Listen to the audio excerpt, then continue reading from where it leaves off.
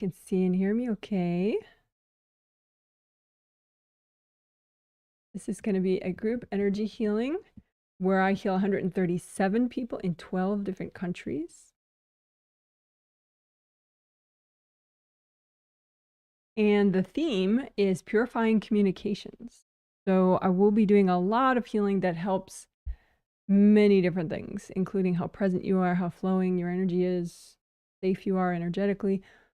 But we will be helping communications for sure. Communications within yourself, your own thoughts, really to know how you really feel, your communication with your angels, and your communication with other people.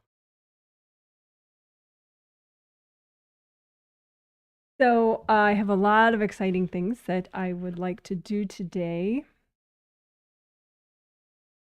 Let me start talking about them.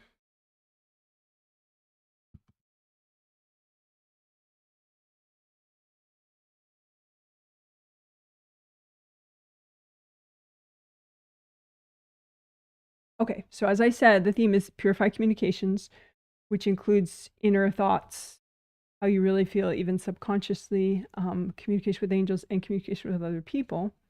But how I would like to actually go about that,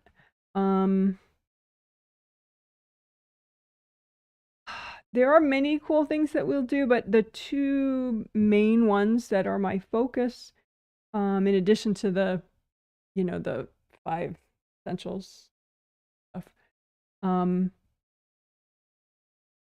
astral body devices or astral body aura devices. They could be manipulative devices put there by other people in this life or a past life, or they could be self-punishment devices that you put there subconsciously, most likely, in this life or in any one of your many past lives. So basically just hard energy objects in your astral body aura, anywhere, front, back, sides, or in your astral body itself. The astral body, it's a form to contain you as a spirit, the part of your spirit that can come into your body. So like in your Akashic records, if you get a new astral body, you can get a new astral body with your angels. If it gets too banged up, get a new one.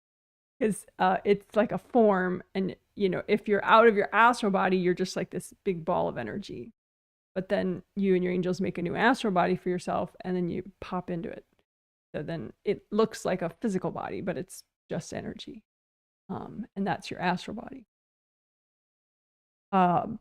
But when you make a new astral body, it's not like you can make one that's perfect. It's like if you haven't evolved enough to clear something, say a manipulative device from somebody, then the new astral body and the new astral body aura will have that device in it still. So, that's the kind of thing we're going to clear. Because if, for example, why it's useful, well, it's crazy useful anyway, but like say you have a problem area of your body, like some health issues in a certain part of your body or some weird, tension in a part of your body, you could have an astral body device in that area. And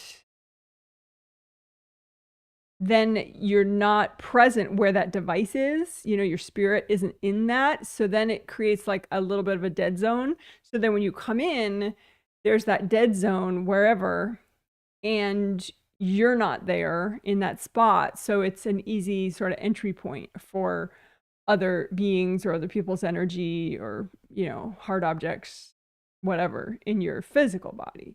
So sometimes if you're trying, you just can't clear something out fully. It could be that there's an astral body device, and if you just look at your astral body aura and your astral body itself separately, you might be able to, find some things and clear them out. And that way that gives you presence and flow in that area.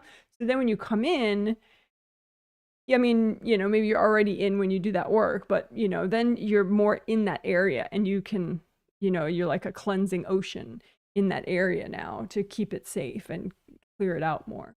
Like a good dishwasher that scrubs out stuff with the water. that's like your energy. So anyway, you would think, well, what does that have to do with communications? Yeah, which is a good question. Well, it doesn't necessarily have to do with communications, although we are going to remove some, we're going to look for and remove some astral body devices that do affect communications. Like, for example, you could have like a big clampy thing around your neck of your astral body that would impact your communications, because fifth chakra is communications. You could have something in the back of your fifth layer of your aura, or in the front of the fifth layer of your aura, of your astral body aura, one of those devices, and that obviously would impair your communication.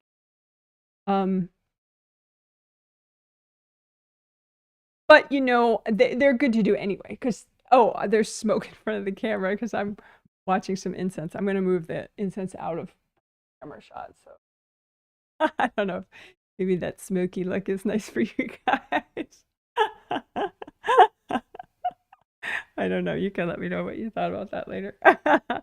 But anyway, so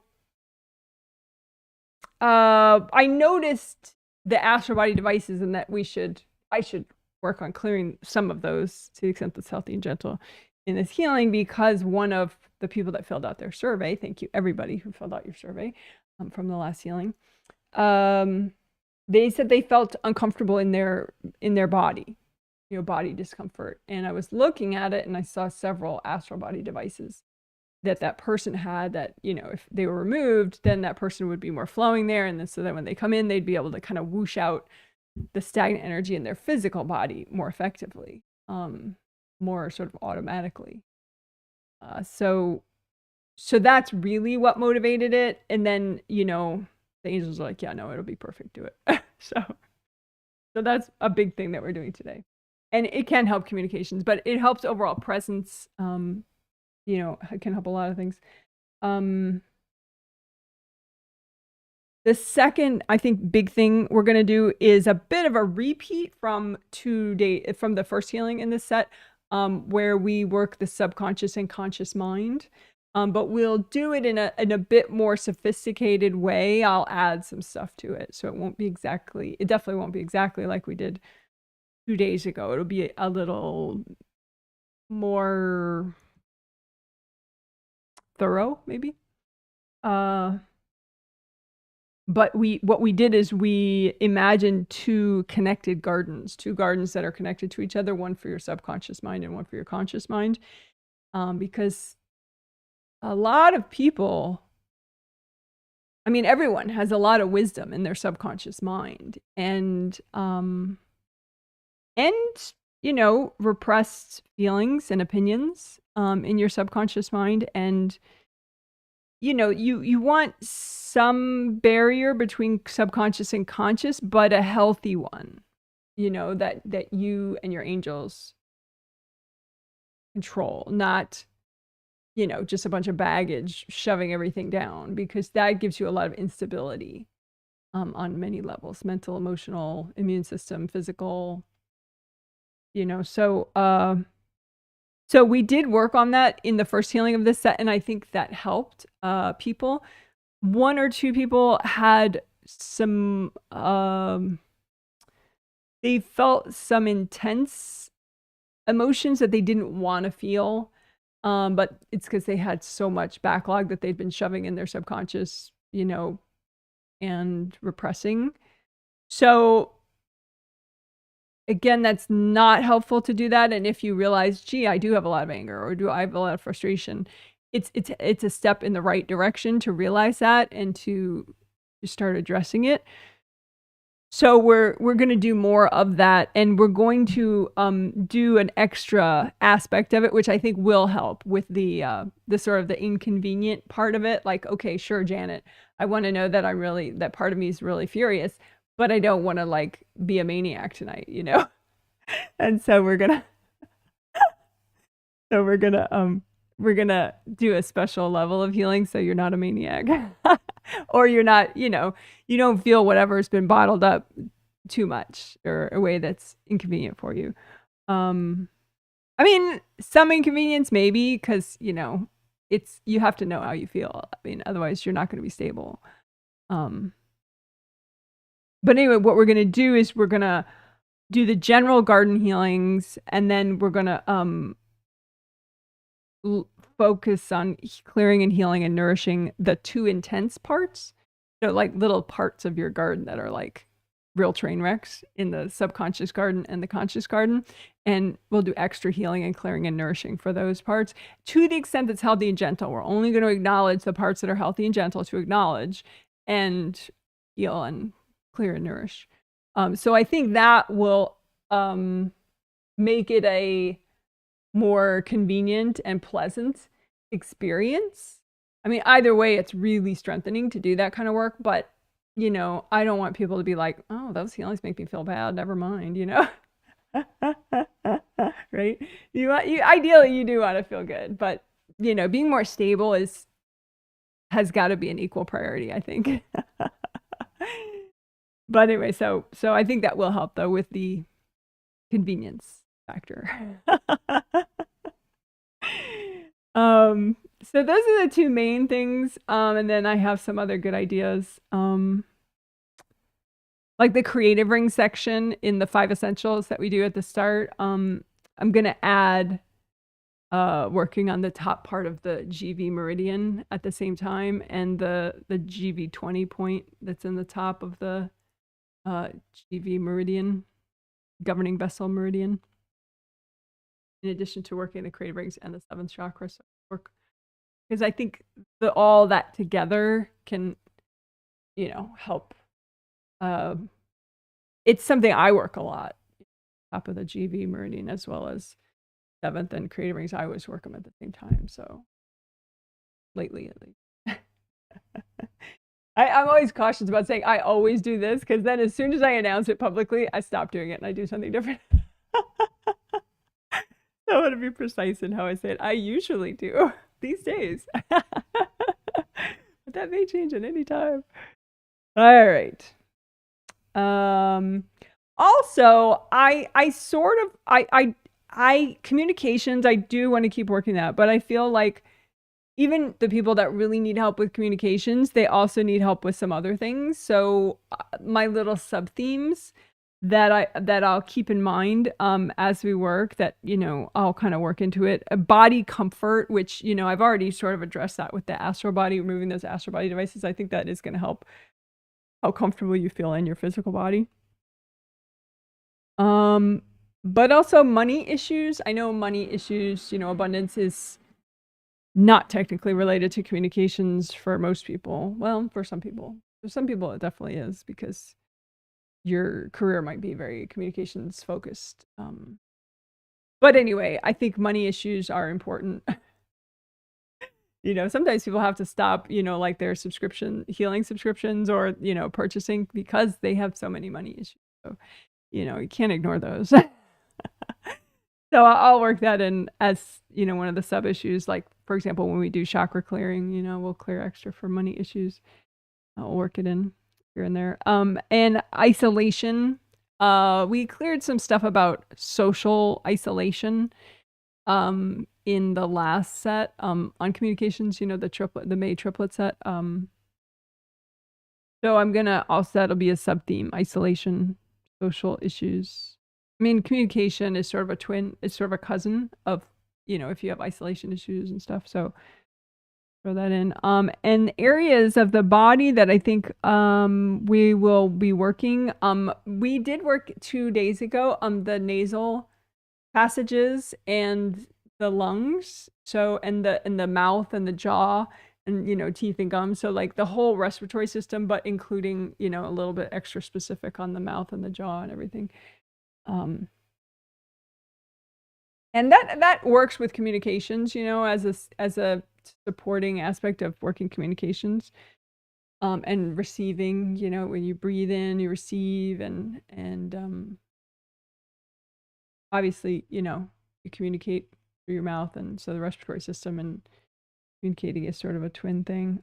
But brain also, spine and pelvis area, your whole pelvic area. Those will be some physical locations that I'm gonna potentially work a little bit more in this healing. So anyway, that's enough talking. Otherwise, I'll talk so much I won't have time to do any of it. So there's that. Oh, and I think last I checked, there's like 3 spots left on my website for the July twin set. I still don't remember the theme, but it's really good. Really good. So if you know, you could check out the theme on my website.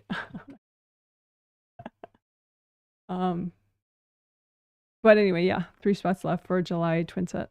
You could purchase them on my website, and also there is a link if you wanted to purchase a full subscription so that you get all the healings, both sets each month, through automatic payments. And what else? That's it. Okay. So I'm going to check out some chat comments. I can hear and see you from Las Vegas. 80 degrees in Las Vegas. Wow. Hello, hello. Hey, Janet. We can see and hear you in Evanston, near Chicago, Evanston, Illinois.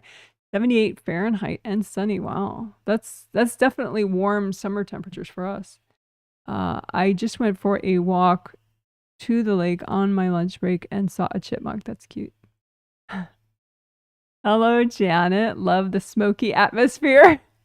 It's very relaxing, like the rest of the world can wait. Yeah, I know. That's why I have it. That's why I'm watching it, because I thought it could relax me, you know. But anyway, I don't know if we could get back the smoky effect. I'm sure there are as many people that don't like it as do like it. I've learned that as a presenter, it's really impossible to please everyone at the same time. But oh well. Hello from cloudy Portland, 50 degrees Fahrenheit now. With a sad face. Well, I mean, come on, Portland. You can't be surprised that it's cloudy. And 50 in late May in Portland, that seems very believable. Smithville, Texas here, 90s today. 90s. Well, I hope you're staying cool. All right. Thanks for the weather reports, guys. It's always interesting. The US is so big. I think we only got US weather reports so far, but if anyone in other countries wants to give us a weather report, that's always kind of fun. Okay. Well, so now we'll do the 3 minutes of quiet. And I will move my smoke effect over a little. So we'll do the 3 minutes of quiet where I'm finishing my prep and saying hi to the 137 people on a nonverbal spirit level. And I'm starting the healing towards the end of that quiet time. And then soon after that, I'll start talking, and the whole rest of it is a walkthrough if you wish to heal yourself as you listen. You're welcome to do that. Alrighty. So 3 minutes of quiet.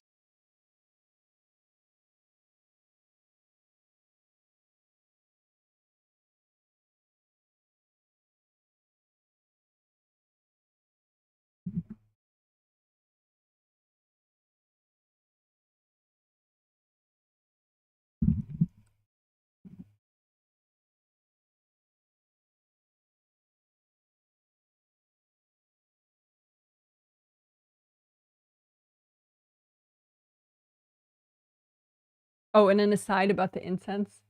I definitely do not endorse in any way some kind of incense that is extra expensive because it's supposed to be spiritual. I know of somebody who sells chakra incense at like a giant markup, and I would never buy it myself, and I would never suggest that someone buy it. So, obviously do what your heart tells you to do, but I am not at all endorsing anything but, inexpensive, good smelling incense. I mean, relatively, it's not that cheap, but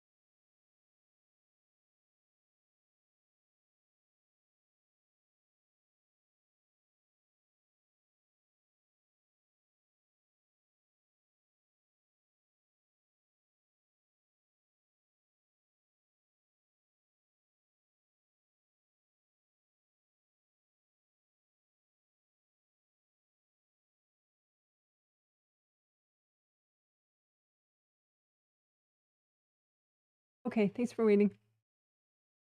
So let's start with doing grounding. One of the 5 essentials. So you can just recreate both your groundings, astral body grounding and physical body grounding. Make them big and wide as all your auras. Make them both red or orange or yellow, both the same color. And then you can have a copy out in front of you of those groundings that you just made and comb through them with gold light from your hands to unblock groundings.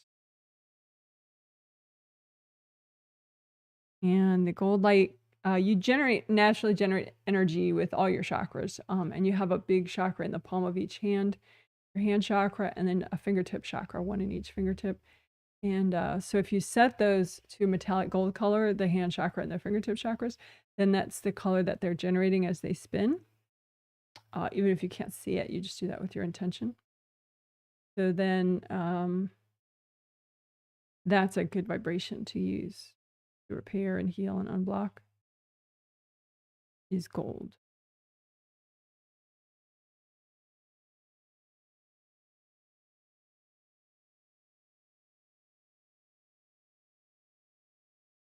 So I talked about an awful lot in the overview discussion. So you may definitely need to unblock your grounding because I talked about so much. I've stirred up some things.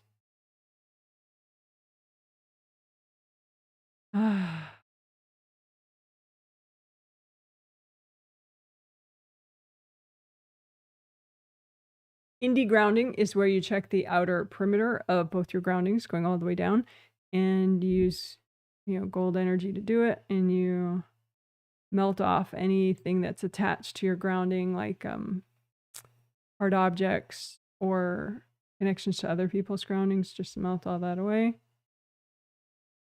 So that they get to have their own grounding, you get to have your own, which works much better.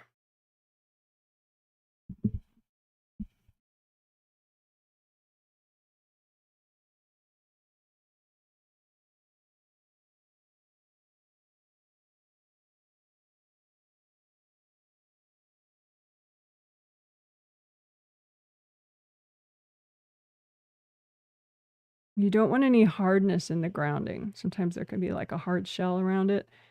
Go ahead and melt that away. Everywhere in your space, you want it to flow. That's going to make you resilient and strong. So it's just find the hardness and break it up, melt it away. Gold light.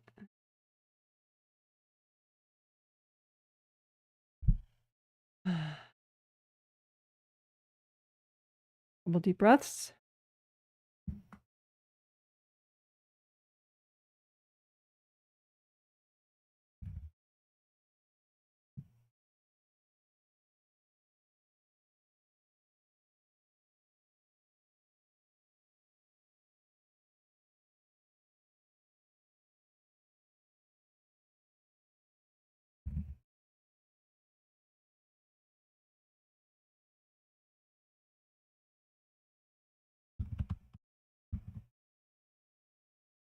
Okay, so now we'll do the second of the 5 essentials. I mean, not like the order is sacred or anything. But we'll do aura repair. And so you have 17 auras, your astral body, your physical body, astral body aura, physical body aura, and then 15 auras called Wei Qi auras, which are a part of you as a spirit, and they're big gold force fields that help you have strong boundaries. So just imagine all those 17 auras of yours all in the same place and just check for rips, big gashes, or thin, deep rips, whatever. And you could manually just focus on each damaged area and repair them one at a time. And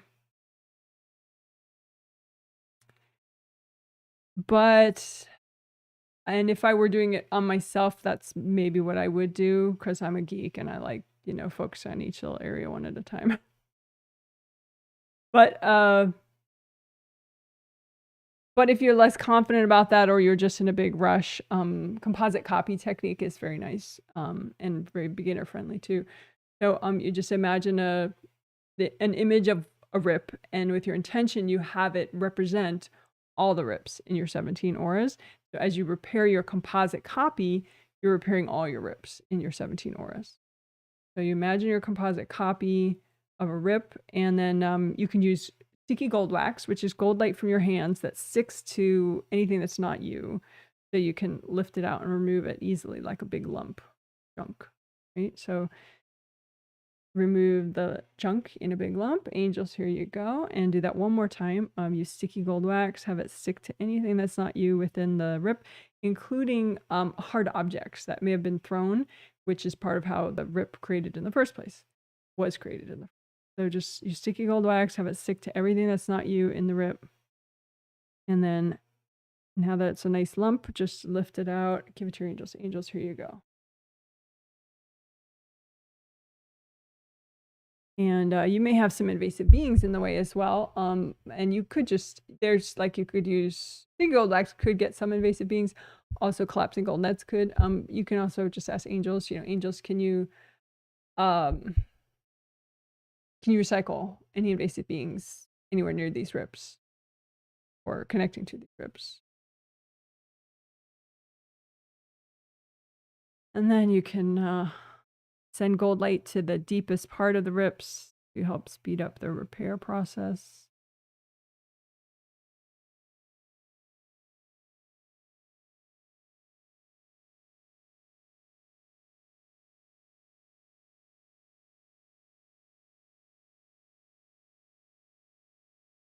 All right. And then you may have, that may have repaired most of them, but you may just have, 2 or 3 rips that are a little more stubborn. Maybe there's still stuff jammed in them or they were extra deep or something. So just make one more composite copy and have that represent all the remaining rips in your 17 auras, and then do the same process again. Sticky gold wax, have it stick to all the junk in there. Lift out the junk. Angels, here you go. Sticky gold wax, lift out the junk. Angels, here you go.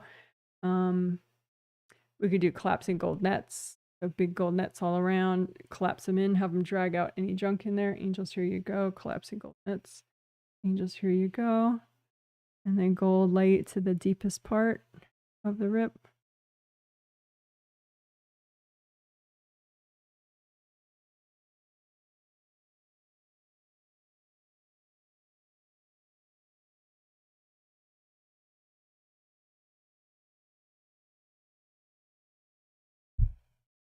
All right, good job.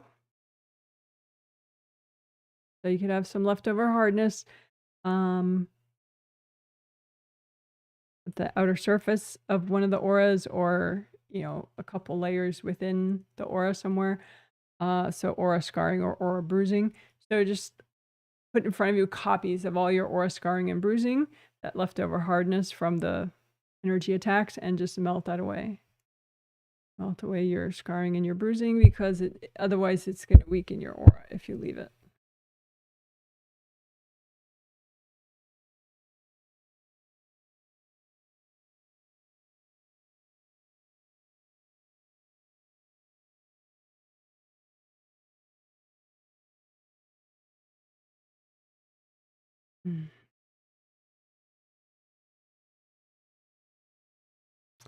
All right. So just, you could check the outer surface of your auras for little leaks that might be left over. Use extra gold light with those. Sometimes there are some hard little spears where the leaks are occurring, so you can sticky gold wax and lift out the little spears. Angels, here you go, and finish your repair. There might be invasive beings also in the way, so you can say, angels, if there are any invasive beings in the way of this repair, can you recycle them?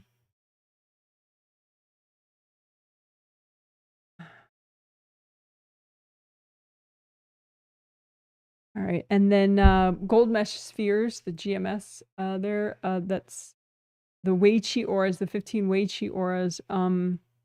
They each have 3 gold mesh spheres within them. So like there's an innermost one that's fairly near your body, and then there's a middle one and an outermost one within each Wei Qi aura. So you have 15 outer ones, 15 middle ones, 15 inner ones. And they wrap all the way around you, and they ideally would be fully repaired with no rips and cleaned off, so they're nice and gold, so they can do their job and generate lots of gold light. Again, if you have a sensitive area of your body, some area that's more tense than usual or more blocked up than usual, or just usually blocked up, check the gold mesh spheres, especially there. Make sure you repair them.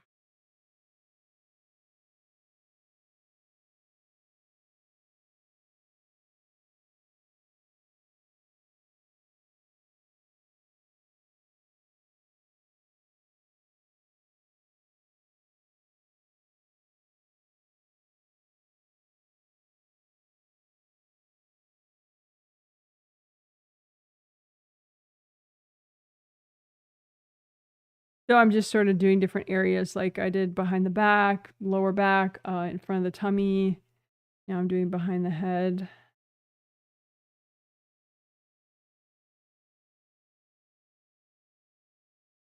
Repairing the gold mesh spheres.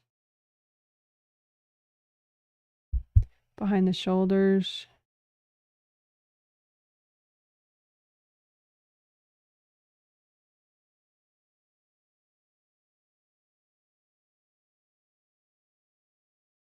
In front of the chest. So this whole area.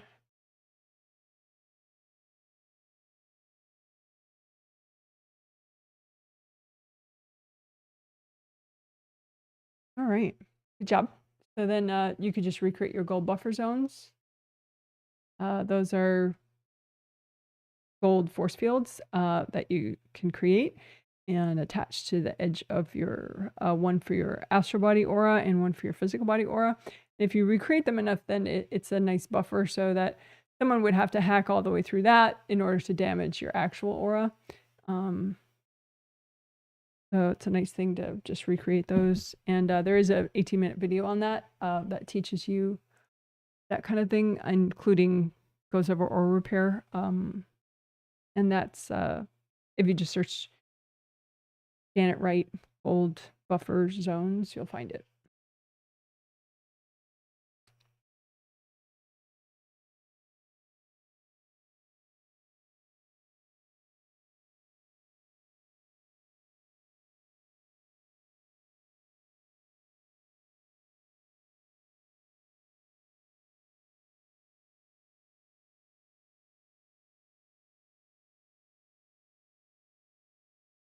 So let's do chakra repair next.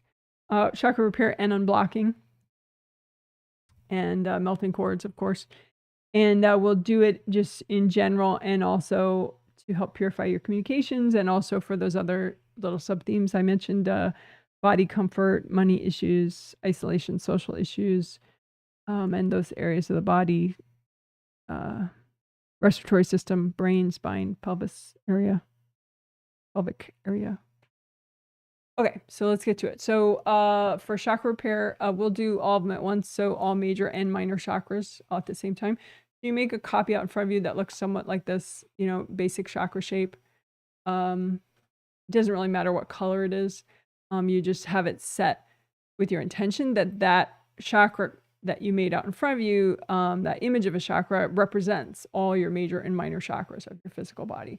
So that would include, you know, major ones are just the seven astral and 7 physical along your spine. And the minor ones are all other chakras you have, which are a lot. Including all the acupuncture points, those are minor chakras. So anyway, so you have your copy out in front of you and just use lots of gold light. Definitely melt cords going into the chakras. The only cord I would suggest you keep, and you do that with your intention so you don't have to overthink it, would be if you have a young child, like say younger than 13, younger than 12, younger than 11, it depends, but younger than that, then you'd want that first chakra cord to them, but only the first chakra cord. Older than that, it would really get in the way and potentially sour your relationship if you kept cording them at the first chakra.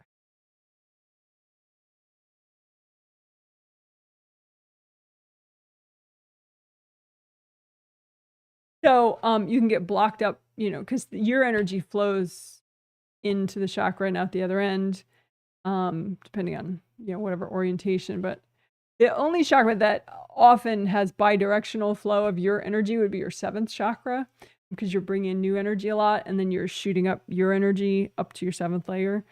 So, but anyway, so your energy needs to be able to flow here. And so you can get energy blocks that kind of pile up around here, or that wrap around the chakra, or that are kind of stuffed in there. So just, imagine the blocks and melt them away. And your intention, of course, is to do what's healthy and gentle to do at this time. You can always work more with your angels in your sleep, or subconsciously with your angels when you're awake, or consciously, like with this video, or just freestyling on your own when you have a minute here and there, or a long meditation that's freestyle.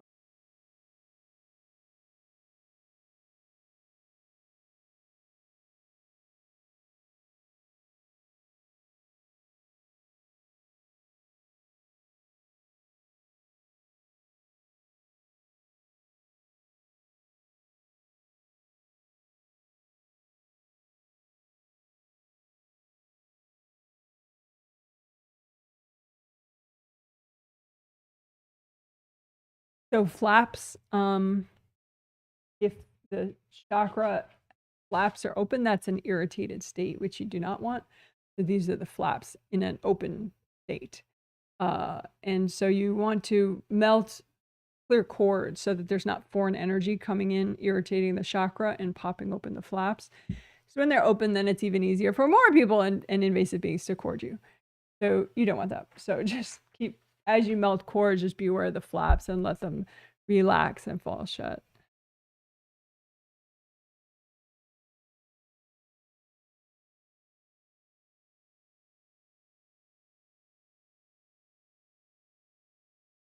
And as you're healing all chakras at once, you could think of overspinning. Some chakras overspin sometimes, which is unsettling. So even though you're healing all at once, you could kind of chill out the ones that are overspinning.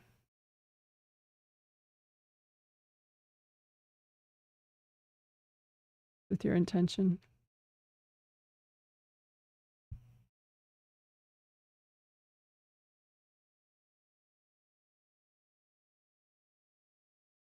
So now we could think of our themes. The main one, of course, communications. So you can lift out any baggage that's healthy and gentle to get rid of from your chakras that could help you evolve and grow and change in a positive way with your communications. So just lift out that junk, and you could melt it with gold light completely. Lift out the junk in the way of your communications. Melt it away. Lift it out. You could also blow it up, or you could give it to your angels. Angels, here you go. So lift out the junk in the way of your communications. Angels, here you go. Lift out the junk in the way of communications. Angels, here you go.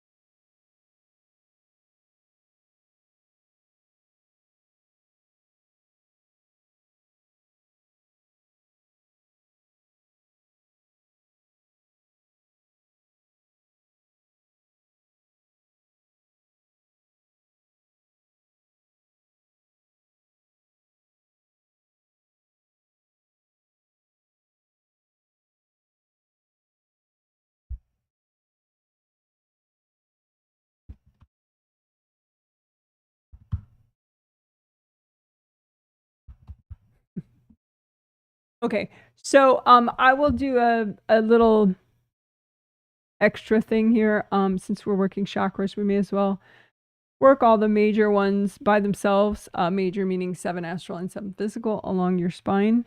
And work the vibe. We did do a lot of vibe work in the triplet set earlier this month.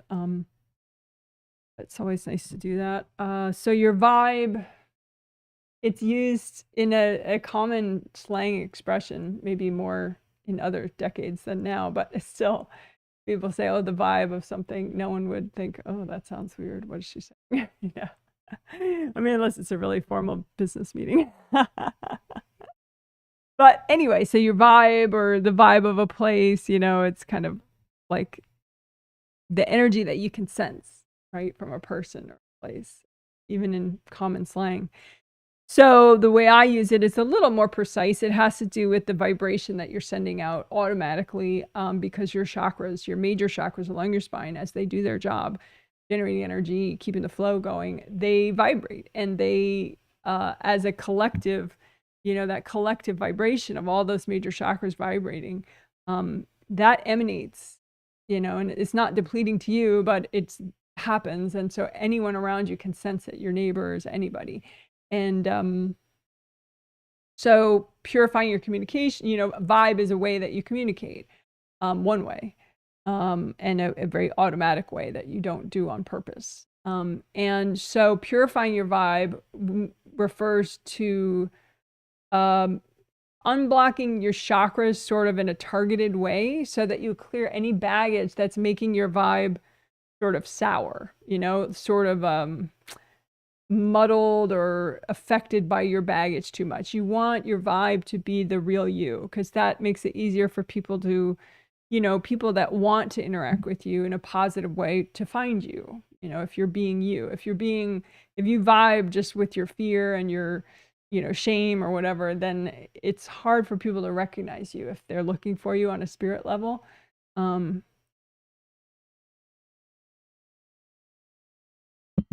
So, and it helps to put people at ease also when they interact with you, make people more comfortable interacting with you, if you purify your vibe, because that way they're not picking up on that fear or the shame or whatever, because that can be triggering for them too, you know, because they have some fear and shame.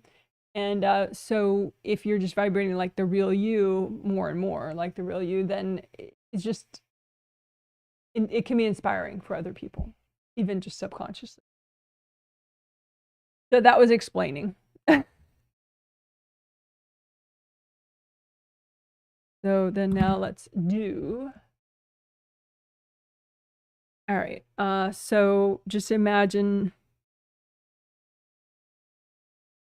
You can imagine them separately or together, whatever you want. Your astral 7 and your physical 7, doesn't matter which side you put one on and the other, but 7, 6, 5, 4, 3, 2, 1 is how they're oriented. So your 7th chakra is oriented this way. Purple is an ideal color for your 7th chakra in the top of your head. 6, 5, 4, 3, 2, 1 are oriented this way with round opening in the front and round opening in the back. Energy goes from front to back with those. So you can just imagine those out in front of you. And the reason you would imagine them separately, ideally when you're fully present, they're not separate at all. The astral ones fit into the physical ones. So if you're fully present, then all 7 astral chakras are fitting well into all 7 of your physical body chakras, which is a beautiful thing and very stable and helpful. But when you want to like look for problems, sometimes it's easier to see them separately and realize like, oh, my physical 4th is completely blown up. You know, because if your astral 4th is really nice and you're viewing them together, then the wonderfulness of your astral 4th might cover up the train wreck of your physical 4th, and you might not notice it. So anyway, so just notice your major chakras and any train wrecks that need to be addressed, any, you know, damage or blockages that just kind of are obvious to you. And if nothing's obvious, just do it anyway. Repair and heal and unblock gold light from your hands. Someone said they felt anxious all day. Well, you probably have damage to some of your lower chakras, certainly your first chakra.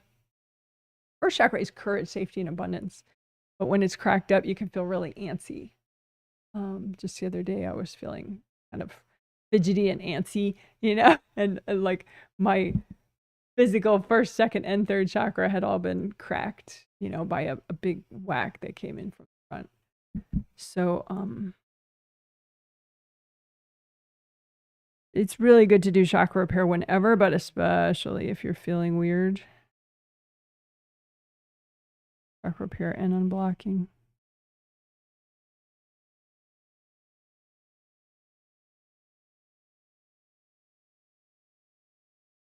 But so then, okay, so whatever's screwing with your vibe, right? Any baggage that's healthy and gentle to get rid of that's screwing with your vibe, you could just move it over. So it's away from the chakras, so you kind of notice it more, and then just melt the baggage that's screwing with your vibe.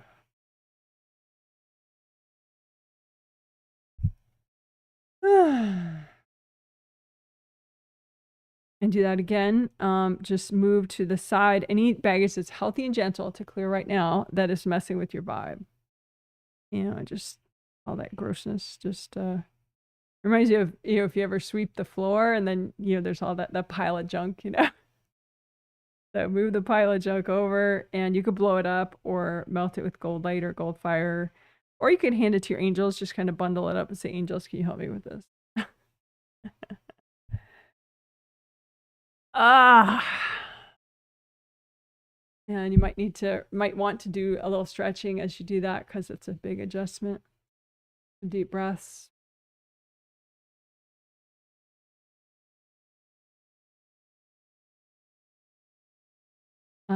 And I'm going to imagine them together now, 7 astral within 7 physical, to the extent that people really are that present. You know, like if you're not present in your lower 2 chakras, then they'll be next to each other as opposed to in them.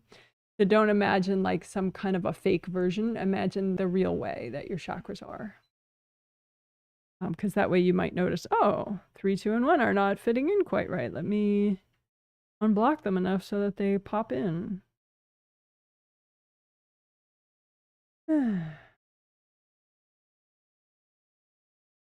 So again, move out any baggage that's making you feel uncomfortable or that's messing with your vibe, and melt it away.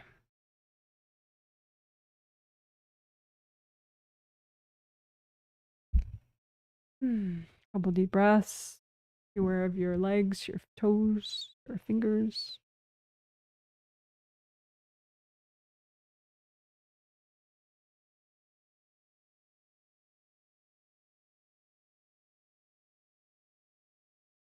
And real quickly, we'll do bones because bones can resonate with your vibration. So they don't actually create more of it, but they vibrate with it, which can amplify it. And it just feels nice.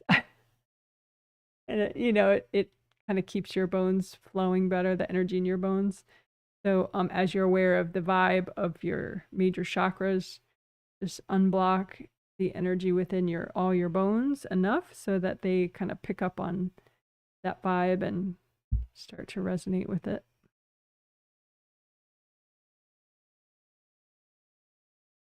Way down to your feet.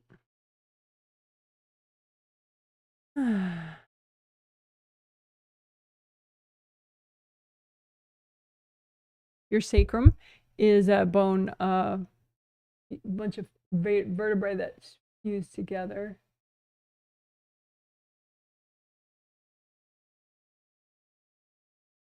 So at the base of your spine is the sacrum, and you can just unblock that enough so that it resonates with the vibe of your major chakras.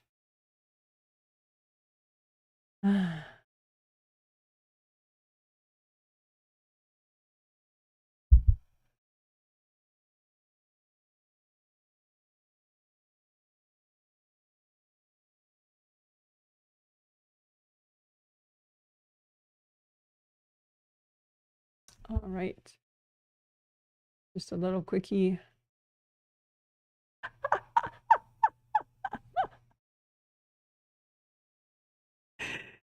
So great job. That was working your vibe, major chakras, vibe, and also bones we added.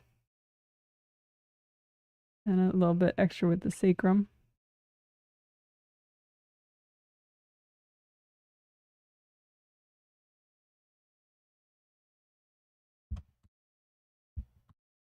Bones, including your sacrum. So we already did it, but I just wanted the title to reflect that.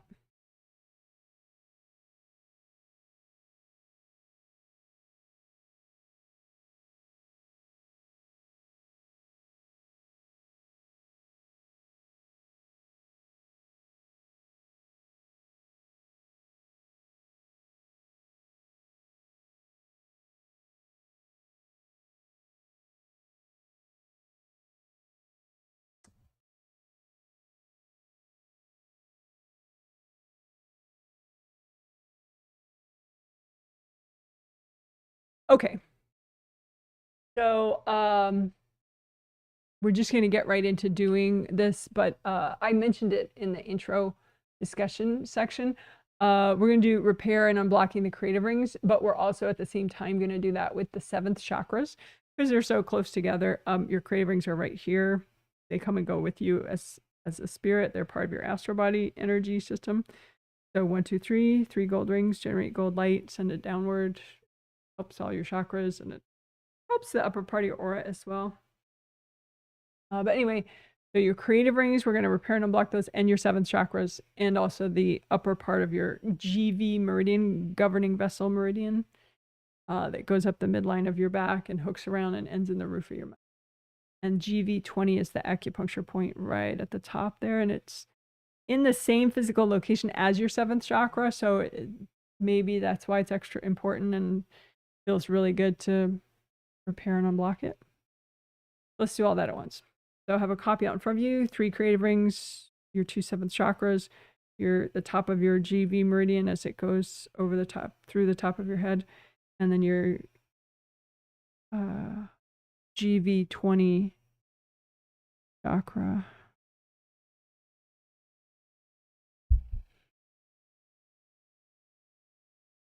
So just use lots of gold light. Repair. Melt cords. That's really important. So your creative rings also have the flaps, just like your chakras, just like I mentioned when we did chakra repair. So this is an irritated state, though. You don't want it to be like this. You want it to just look like a ring, because the flaps are relaxed and they're flush against the surface of the ring. So melt cords until the flaps all relax and fall shut. Which is way less overwhelming.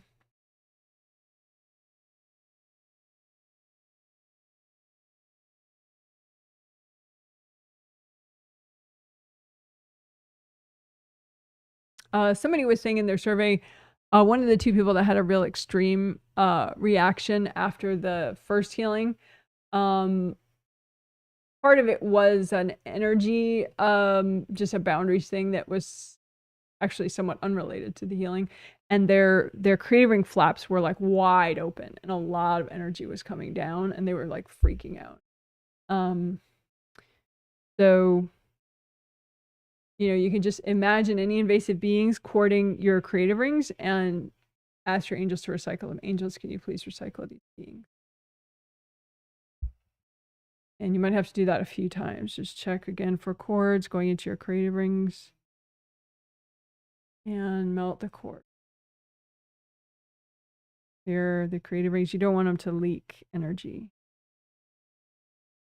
If they're leaking, it'll like look like it's spurting out. When it's just emanating normally, it just kind of radiates like this warmth, this golden warmth that comes out. But if it's damaged, it'll spurt like a big high pressure leak.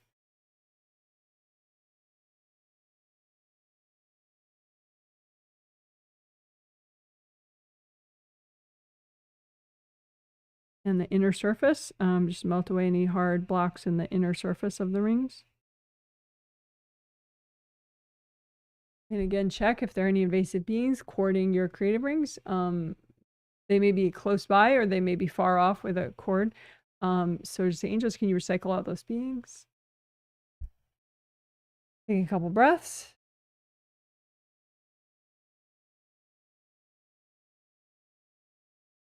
And as the flaps relax in your creative rings, a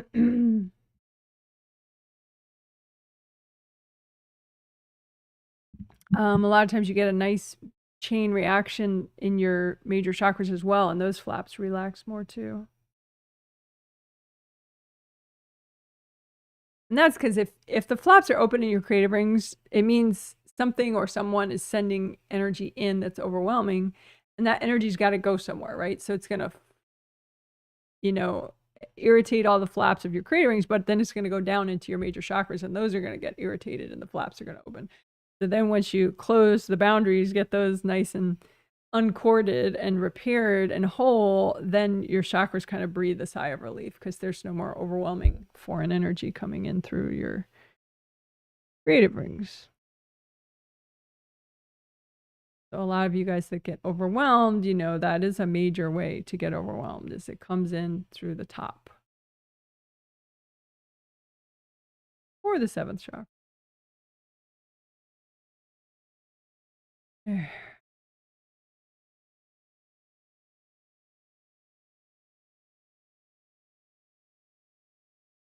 And we can do sticky gold wax. And for all those 4 things, creative rings, 7th chakras, upper part of the GV meridian, including the GV20. So just have your sticky gold wax stick to everything that's not you, that's healthy and gentle to get rid of in those areas that I just mentioned. And then we're going to have the wax, we're going to move out the wax with the junk stuck to it. Move it out. Angels, here you go. And do some extra repairs now that all that junk is gone.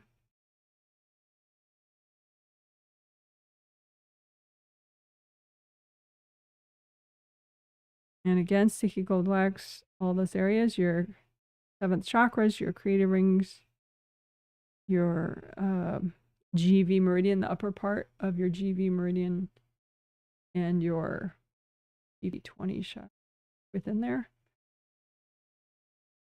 And just have the gold wax stick to whatever's not you, that's healthy and gentle to get rid of. Move it out. Give it to your angels. Angels, here you go. And just imagine the red life force flowing up your GV meridian. And just think of, you know, meridians are like tubes, you know, that your life force flows through. So just hopefully you have a full GV meridian just flowing with your red life force, and it's all, the meridian itself is all flexible and flowy, but no holes and no hardness. You may want to unblock the base of your GV meridian and like the first couple points on it. If you don't have enough life force going through your GV meridian.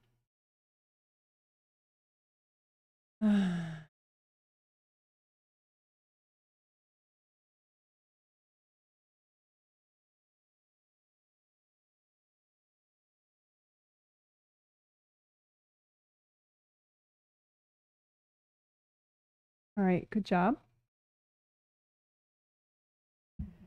So 4 essentials: grounding, aura repair, chakra repair, and creative ring repair. So then the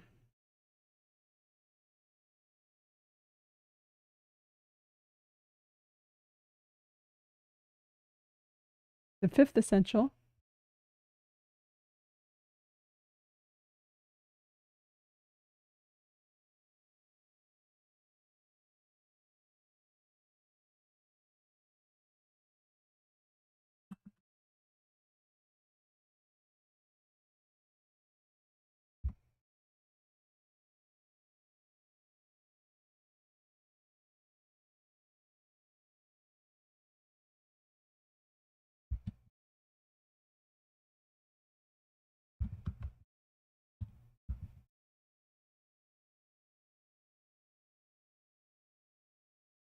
okay, so good karma windows are in back here.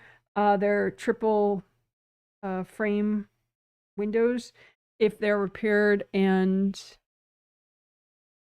unblocked, then they help.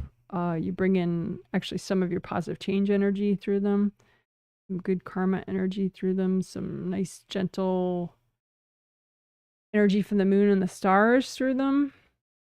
But if they're damaged, then, you know, maybe your intense mother-in-law is coming through them or somebody else or some invasive being. So you want to repair them. You don't really have to focus on what they look like because the gold light will repair them properly.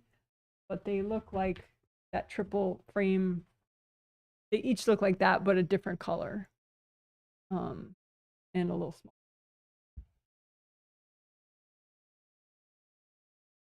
So you just want to repair them.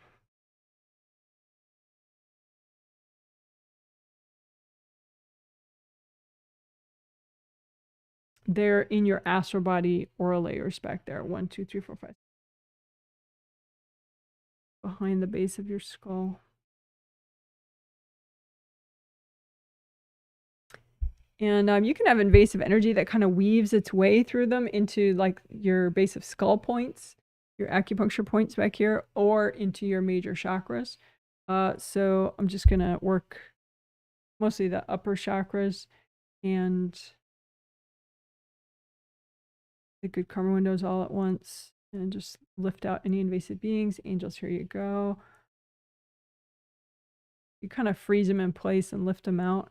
Angels, here you go. Just invasive beings, even people's energy, it's kind of flowy naturally, but you just kind of freeze it so you can lift it out like a chunk. Angels, here you go.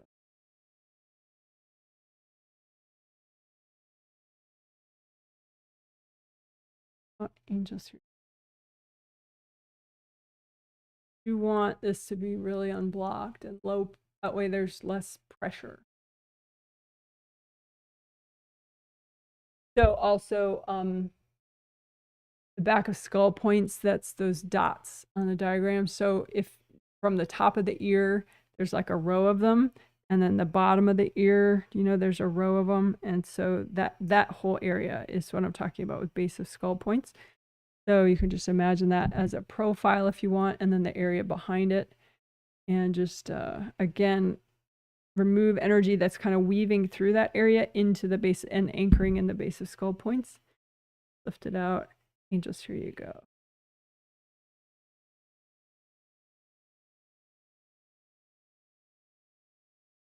And you can have hard plates of energy in your auras right behind your base of skull points. So you can melt those away.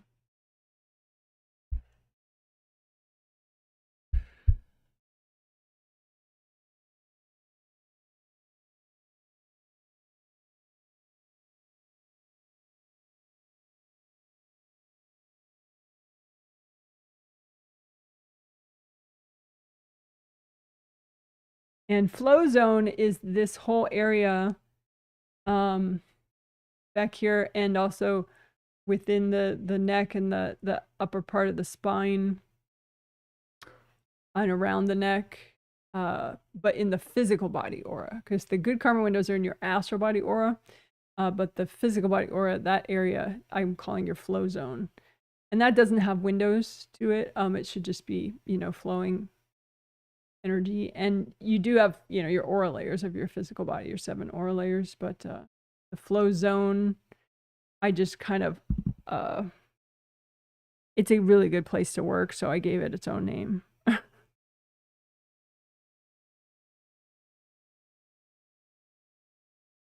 So you're just looking for blocks in your flow zone and melting them away with gold light.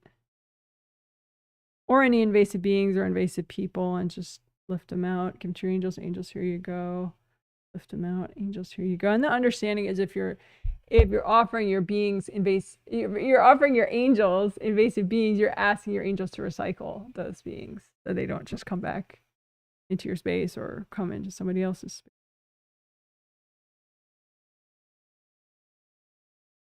Again, you want to notice anybody or any person or being's energy just kind of weaving in through there and accessing and anchoring into your base of skull points or your major chakras, and just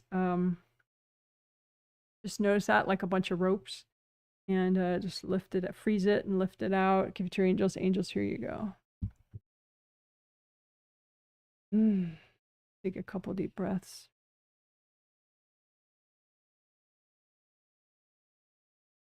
And plates of energy behind your base of skull points. And lift those out. Give them to your angels. Angels, here you go. Lift them out.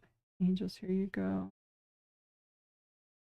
Any invasive beings in this area? Just say, angels, can you recycle these beings?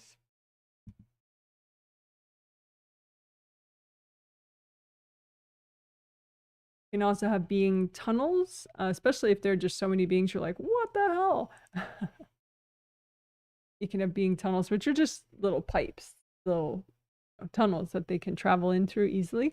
And so if you have any being tunnels anywhere near your base of skull points or behind there, you can say, angels, can you recycle all the beings that came through these tunnels, and can you recycle the tunnels and seal everything up? No longer easy access for invasive beings.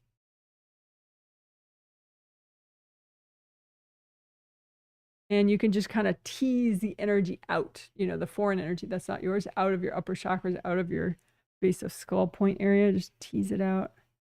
Angels, angels, here you go. Angels, here you go.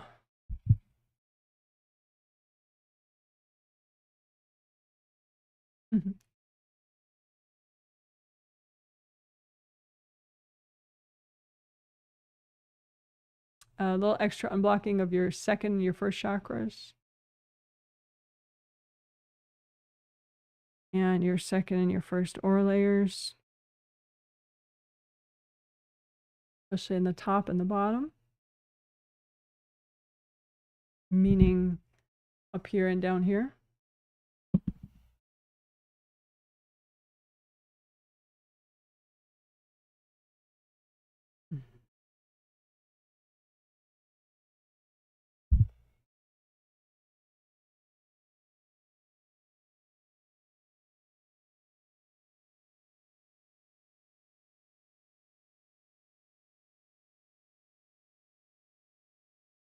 Okay, great job.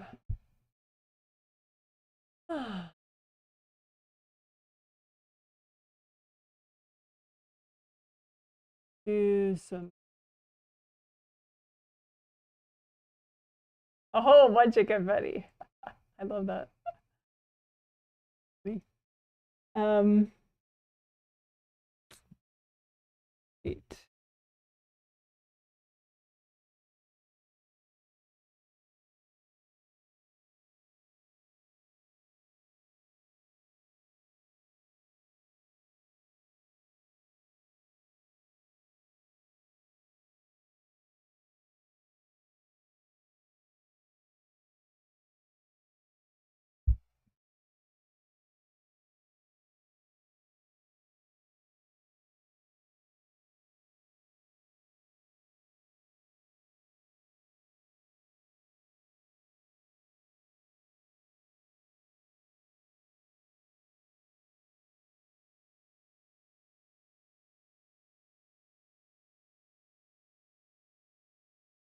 Okay.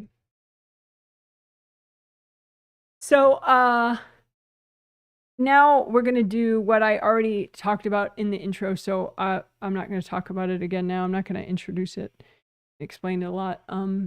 You can have hard devices in your astral body and your astral body aura. They could be from a past life. They could be from earlier in this life when you got them. They could be from...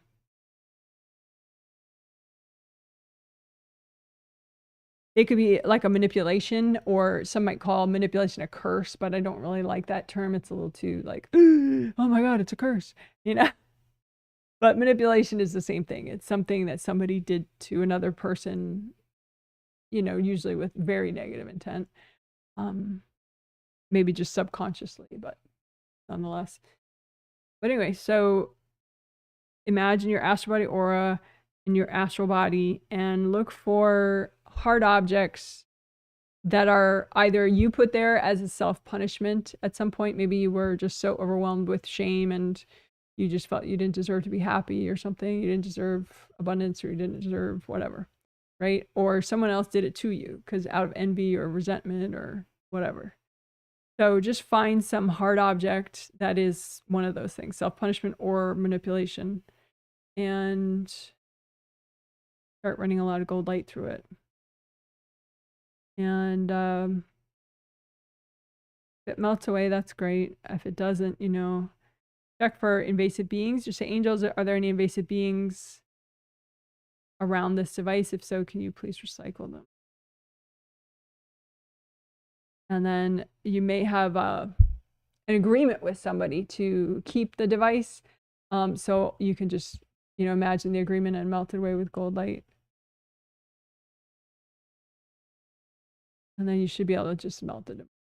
But you could just pick it up and hand it to your angels and say, angels, can you help me with this?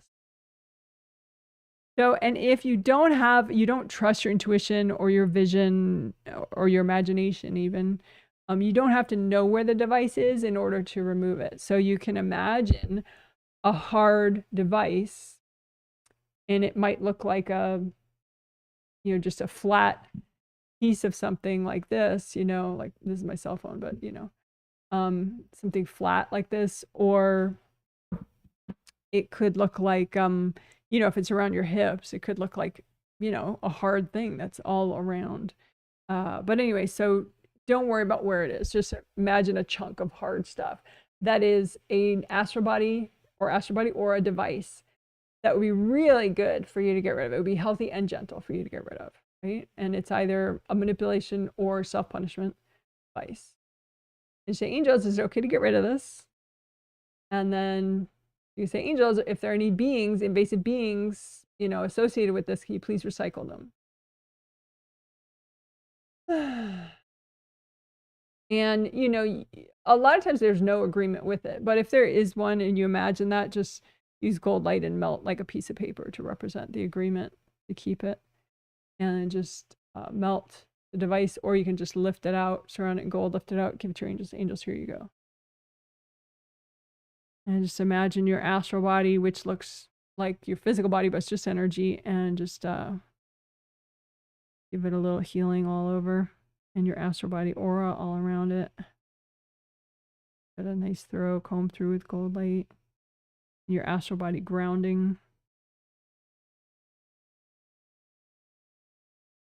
So let's do that again.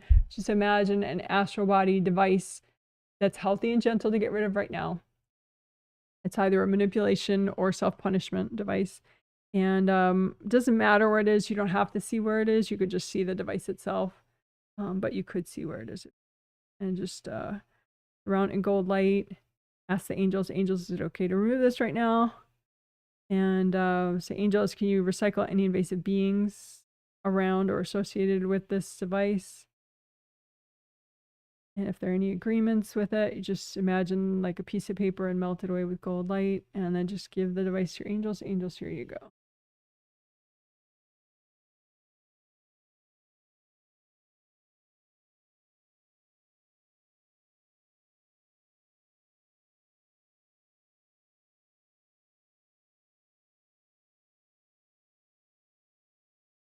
So specific areas too, you could isolate a specific area and look for devices there. Like, for example, if you've recently had a health issue with a certain part of your body, that would be great to look in that area. Or if you just have chronic pain or discomfort in a certain area, that would be good to look there. But just pick an area in your body that relates to, you know, some kind of issues you have, and look for astral body devices in that area. Surround them in gold light, start saturating them with lots of gold light. The angels, you know, I mean, yeah, if you could say, angels, is it okay to clear this? It will be okay, but because it's already, you're viewing what's healthy and gentle. But that's, so ask angels, is it okay? And then say, angels, if there are any invasive beings around this thing, can you please recycle them? And then if there are any agreements for you to keep it, you know, with some person or invasive being, just imagine the agreements and melt them with gold light. And then just round the device in lots of gold, move it out, give it to your angels. Angels, here you go. And then just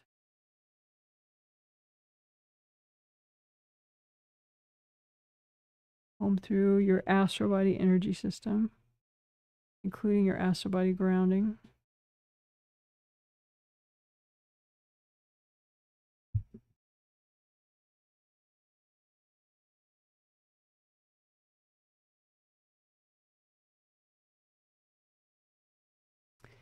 So to highlight a certain area around your hips, your whole pelvic area, so from like the waist all the way down to maybe the upper thighs, just look at that area of your astral body and imagine even in your auras around there, any device, any like manipulations from other people or self-punishment device that's healthy and gentle to get rid of. Round it in gold light, just say, angels, is it okay to get rid of this? And then say, angels, if there are any invasive beings attached at all to this thing or in this area, can you please recycle them? And then surround the whole area in gold light, grip the device or devices, and move them out. Give them to your angels. Angels, here you go.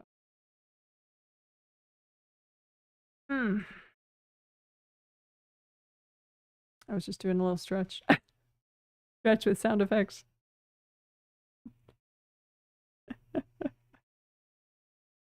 La, la, la.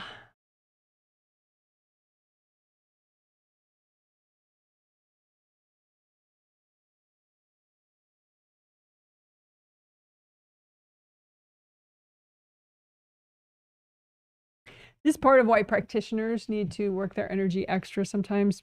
Well, yeah, period. Because some clients can get, like, they can project sort of family or past life issues onto their practitioner. In other words, like, they can feel not offended by their practitioner, but like giant offended, you know, like things can get just really blown out of proportion. And then you could get from a client or from a former client, you know, major devices put in your space. They could try to. They always want to just keep clear, you know, work stuff. You know, if you didn't have any clients, like say you just work some 9-to-5 job and nobody really cares about you at work, it's easier energetically. It may not be as fulfilling though, but so again, astral body, aura, astral body, and we just did the pelvic area. So we could do your whole spine of your astral body. So the spinal area, because you don't have a spine in your astral body, but that area of your astral body. Look for any devices, any manipulations from other people, or any self-punishment devices from you, and surround them in gold light. Ask your angels. Angels, is it okay to remove these? Angels, can you please recycle any invasive beings in this area or connected to these devices? And then if there are any agreements to keep these devices, just imagine them like pieces of paper and melt them away with gold light. And then just use the gold light to grip these devices along your astral body spine and move them out. Give them to your angels. Angels, here you go.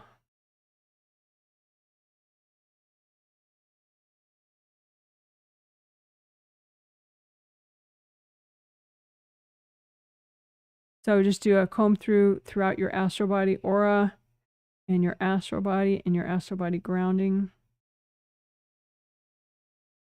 And above your astral body, if there are blocks sitting above the top of your astral body, just melt those.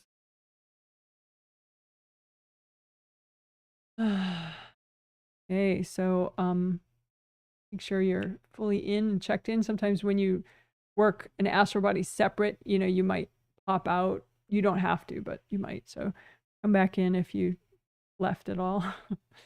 Wiggle your toes, wiggle your fingers, wiggle your butt. Come through both astral and physical body auras and your weight sheet auras, all your auras.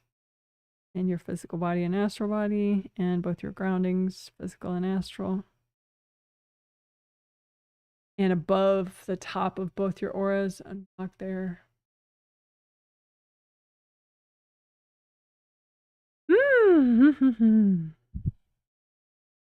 Redo your gold buffer zones. All right, great job. Woohoo! I want to have all the confetti at once, so I'm gonna off and then come back. There. That's so fun. Yeah.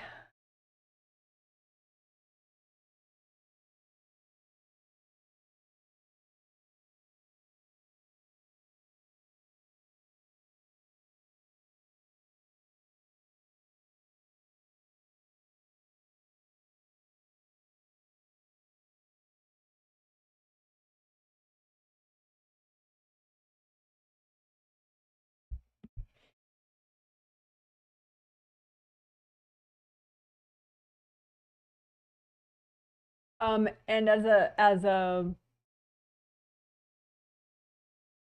an aside related to what we just did, somebody asked, what could it mean if removing devices causes anxiety? Also, can we use magnets or sticky gold wax in case we find it hard to intuit where they are? Yeah, you don't have to know where they are. I specifically went over that. You could just imagine the device itself, but you don't know where it is in your astral body system. That's fine. It could just look like a big plate of energy. You don't have to know where it was. It could be in your astral body or like behind or in front. Who cares? Above.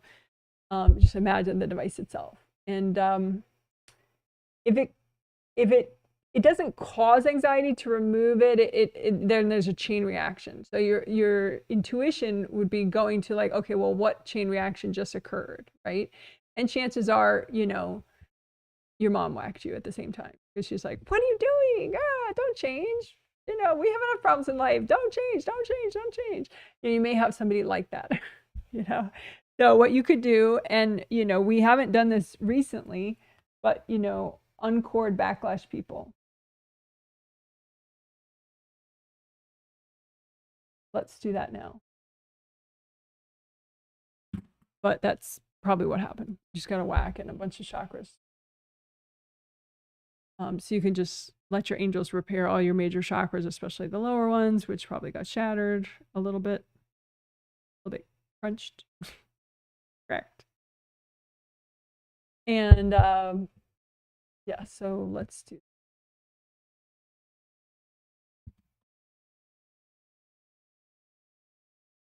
So backlash people or setback people, sometimes, you might not want to think of somebody as a backlash person, but they just throw energy at you or dump on you when you're changing a lot, because they're afraid of change in their own life. So they're triggered by other people changing. So just imagine your energy system, and you can imagine your backlash people and your setback people just as groups of people. You don't have to think about who they are, because some of them you won't even know who they are. It could be a neighbor or something. So just imagine your backlash people and your setback people and just you, and don't do anything to them. But what you're going to do is you're going to melt cords that are between you guys, because there could be a lot of subconscious cords that you're not aware of, to energy blocks in your auras, to your chakras, your grounding. So you want to just detach as thoroughly and as deeply as possible. Unless you have a kid that's like 9 years old still, and then first chakra cord to that 9-year-old. But everybody else, like teenager, kid, parent, neighbor, whatever, just you're using gold light, not sending it towards them. You're just sending it towards the outside of your aura and the inside of your aura, so you get the cord and you melt it fully. So it's not cutting cords, it's melting cords. The reason I use that term melting rather than cutting is because cutting could leave all the baggage in place that the cord anchors into. And then what's the point of that? It's so easy for the person to cord back in because all that sticky, clumpy baggage is still there, right? So melting involves, melting the cord, but also the baggage that it's stuck to. The baggage within your space that it's stuck to. So what do those backlash people cord? What baggage are they cording? And melt that.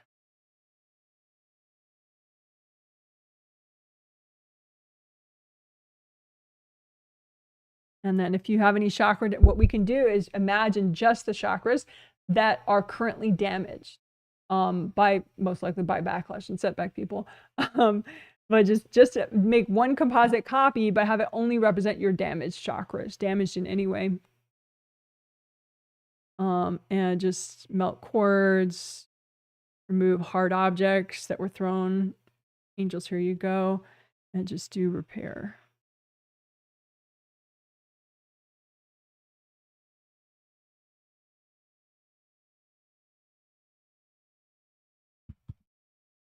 Repair damaged chakras.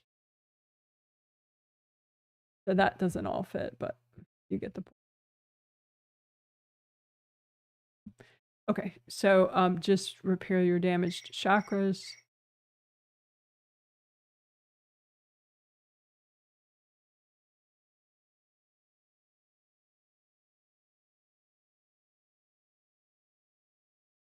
So again, imagine you and imagine your backlash people, and just melt cords going out of your space. Doesn't matter if you started them or the other person started them, just detect them all, even like really thin, like thread-like ones. Just melt those away.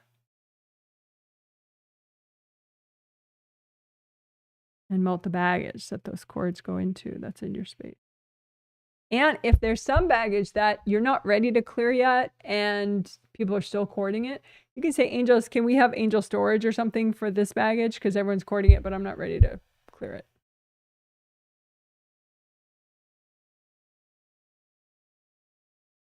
All right, good job. Unblock your grounding. All right, so, and that's good prep for the next thing that we're going to do.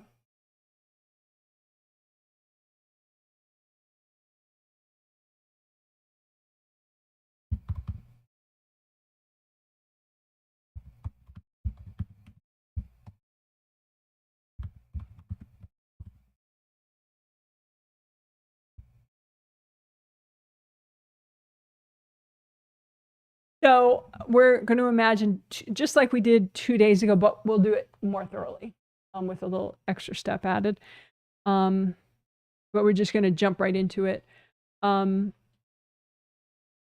we're going to imagine 2 connected gardens, not 2 separate, far away from each other gardens, 2 connected gardens, one for your subconscious mind and one for your conscious mind. And the connection is just as important, healing that and unblocking that, so that it's a healthy connection between the subconscious mind and the conscious mind, because you want to be able to have access to good wisdom and realizations that you already know in your subconscious mind. Yes, there are some things you're not ready to know yet. So that's why, there is some like healthy barrier between the two, but there's also a lot of flow and communication between the two, or there should be, right? So you just want to make sure that that connection between your 2 gardens is as healthy and beneficial for you as it can be. Because you don't want to just repress and be in denial about everything, because then it's like you're like a 3-legged table or something. It's very unstable.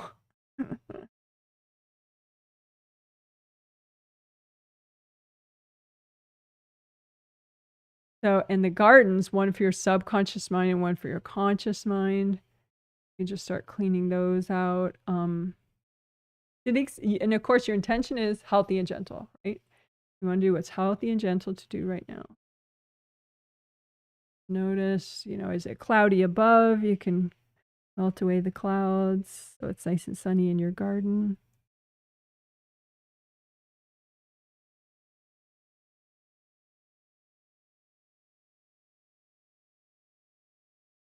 And if any part of your garden is scary to you or, disconcerting to you, that's a problem that you can address. So you can just, like, say, angels, can you recycle these invasive beings? That's probably what's making the garden so scary. It could be a couple people in there making the garden scary, but they're easy to wash out. But first you get the invasive beings. Okay? And then if there's people there, just use gold light and wash them out. Gold light, so they just pop out.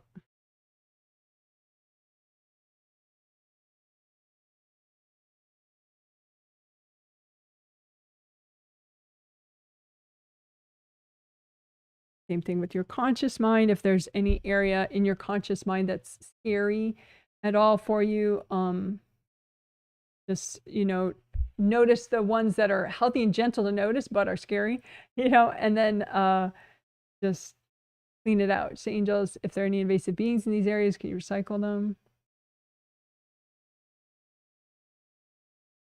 And then if there are people in there or people's objects or energy in there, just wash those out with gold light, melt them away.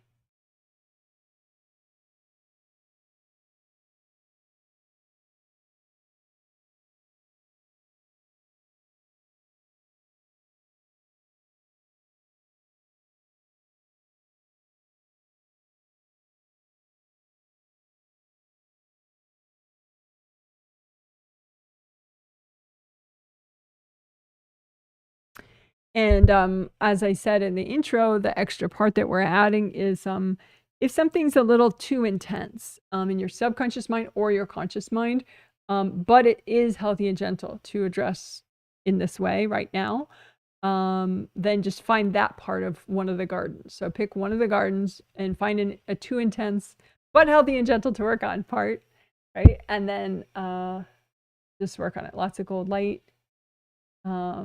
Ask your angels to recycle any invasive beings in that area. Take some deep breaths. And lots of gold light. Just melt any hardness, anything unpleasant there. Just, you can blow it up. Wash it away with gold light. You can also do flower healing for that unpleasant part, healthy and gentle but too intense part, and just make your energy healing flowers, right? Rainbow colors or gold light or both, and just whatever vibration of universal healing energy that would be, it'll be really good for this area in your garden. The angels, can you check my flowers? And then give it to this part of your garden. Make more energy healing flowers that are nourishing for this part of your garden. Angels, can you check my flowers? Give them to this part of your garden. And if you don't like garden imagery, you could make it a beach. You could make it some other image that you like.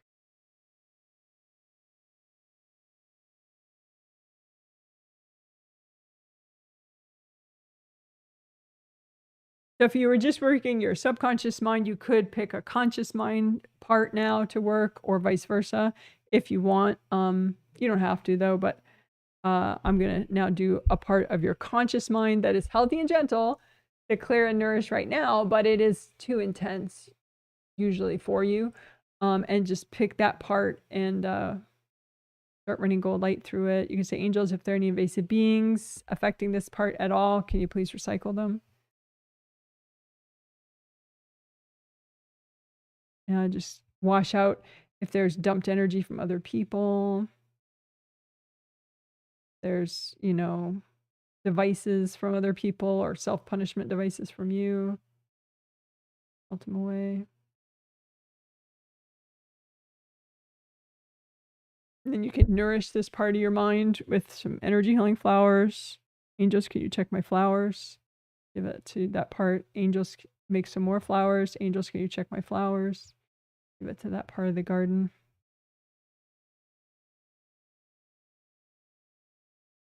And heal and nourish both parts, both gardens, and the connection between the gardens. And you can ground both gardens. The mind is most related, if you had to pick one major chakra, maybe fifth chakra would be it. So like a medium blue color or light blue is nice for the fifth chakra. So you could do like medium or light blue groundings for both gardens, all the way down to the core of the earth for each one. And maybe a light blue or medium blue grounding for that connection between the two. You could bring up that earth energy a little more. So have like a blue earth energy soak for both gardens.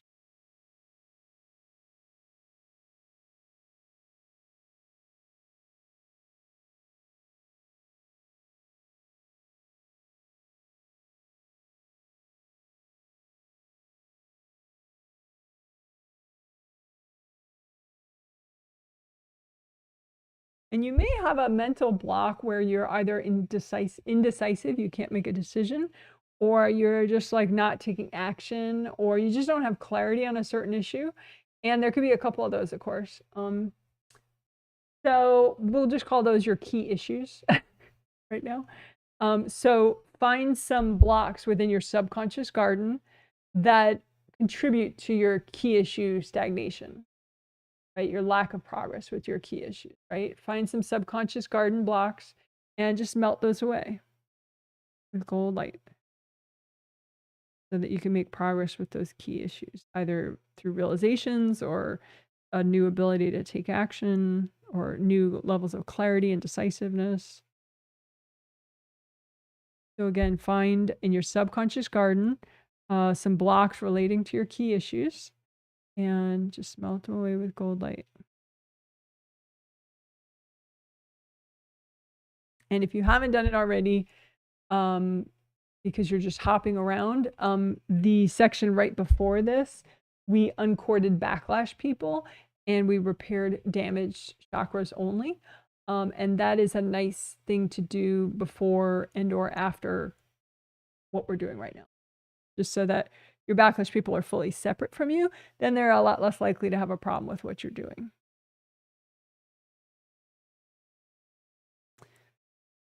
All right. And maybe the connection between the two gardens, maybe that contributes to your stagnation with your key issues.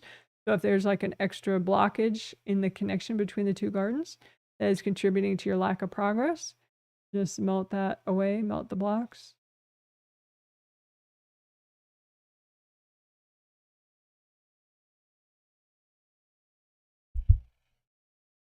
And same thing with your conscious garden. Find blocked areas that are in the way that are causing a lack of progress or growth with your key issues in your conscious mind garden, and just heal those areas. Say, angels, can you recycle any invasive beings affecting these areas? And then for people, you can just wash those out yourself with gold light, pop them out, and melt away any dumped energy from other people in these areas, or any manipulative devices in this area from other people. You can blow them up or melt them with gold or hand them to the angels. Angels, here you go. Angels, here you go.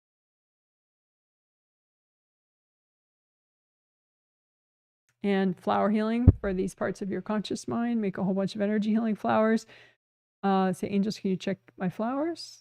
And then give them to these parts of your conscious mind. Make a whole bunch of energy healing flowers. Angels, can you check my flowers? Give them to that part of your conscious mind to help with your key issues. And your key issues could be communication issues, but they could also be abundance or other things. Sleep.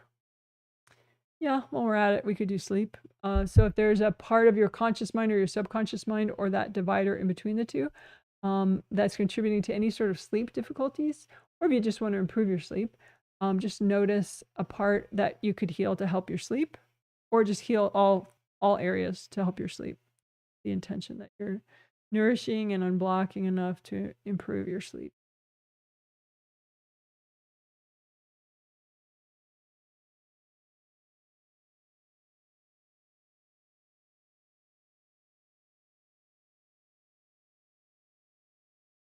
And also your waking up sometimes is maybe not as important, but almost as important as how much sleep you're getting and the quality of the sleep. So you could have something lodged in your conscious or your subconscious mind, or that area connecting them, that is unproductive, that you feel every time you wake up. You know, it's not beneficial for you to feel it every time you wake up. So just notice if there's something like that and just stack it up and melt it away. So any sort of unpleasant wake up stuff. Yeah, and just melt it away. Any unpleasant wake up baggage in either garden or the connecting area.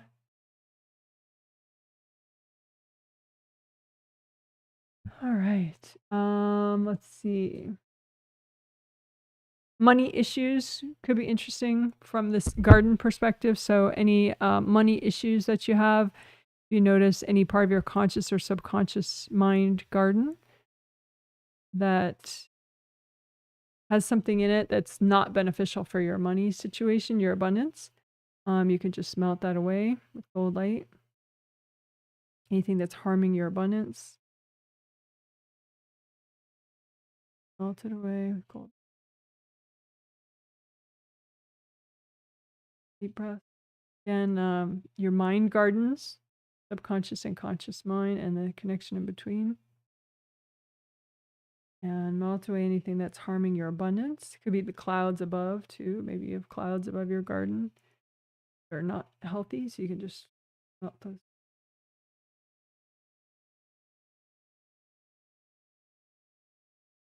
You can just see, you know, are my gardens helpful to my abundance? Are my gardens helpful to my communications? Right? Is there anything within these gardens that is harming your communication experience?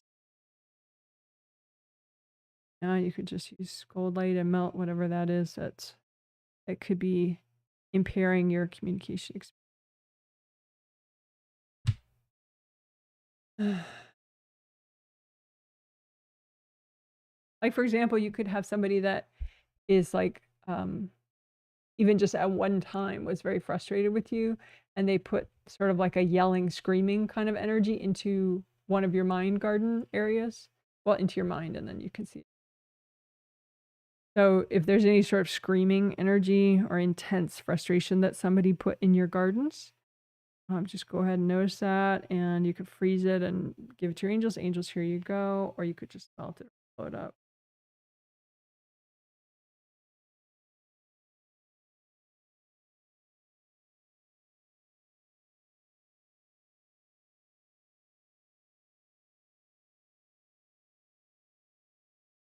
And again, blue soak, blue groundings for both your groundings and that connection area. Just bring up the blue earth energy and soak both your gardens in blue earth energy, medium or light blue, whatever you prefer.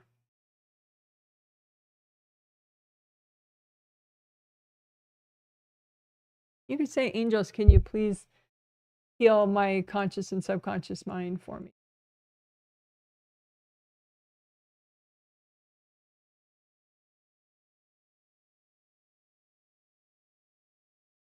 Keep breathing.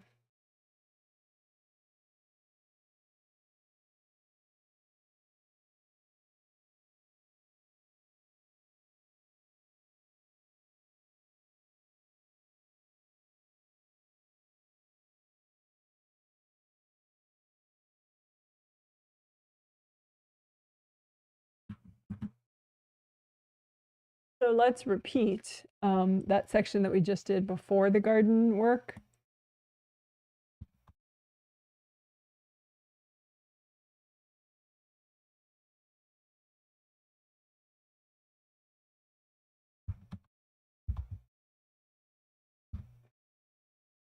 So we're going to uncord the backlash people and repair damaged chakras.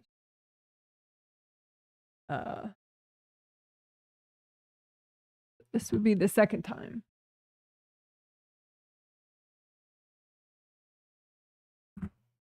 All right. So imagine yourself, imagine your backlash people or setback people, whoever is so triggered by your growth that they become invasive. And just imagine those people. Don't do anything to them. You don't have to say anything to them. Sometimes it's way better if you don't. And just notice the cords between you and them, and melt the cords and melt your baggage that they anchor into. Even the really thin cords. You barely notice, melt those as well.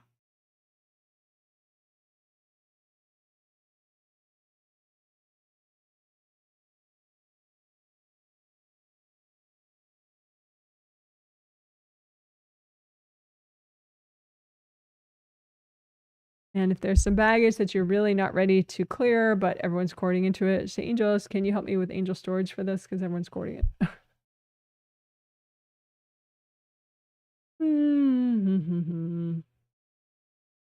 Okay. Good job.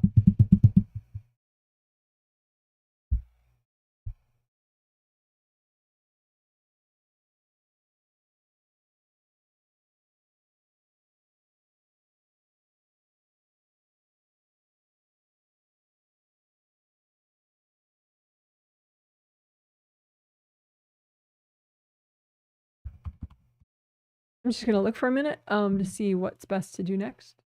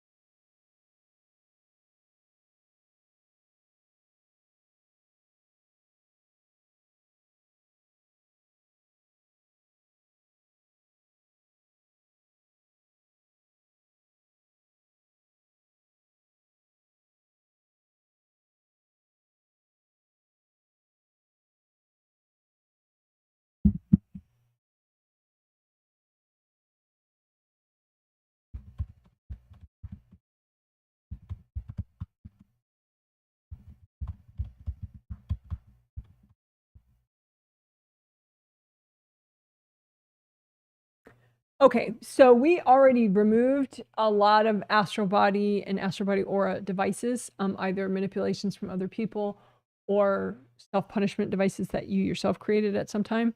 But I noticed a sample person, the angels want me to redo it again. Specifically, any astral body devices that are harming you in a communications context. So we will do that.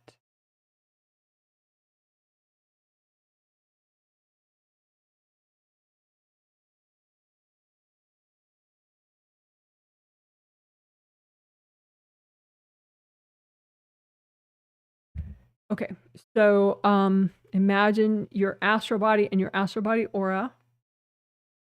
And it could be like a clamp around your throat. It could be something in your fifth layer in the front or in the back or top and bottom of your fifth layer. But it could be anywhere. Just imagine any astral body device that's harming your communications and surround it in lots of gold light. And then say, angels, if there are any invasive beings connected to or around this device, can you please recycle them? And if there are any agreements for you to keep this harmful device in your space, you can imagine the agreements like pieces of paper and just melt them with cold light.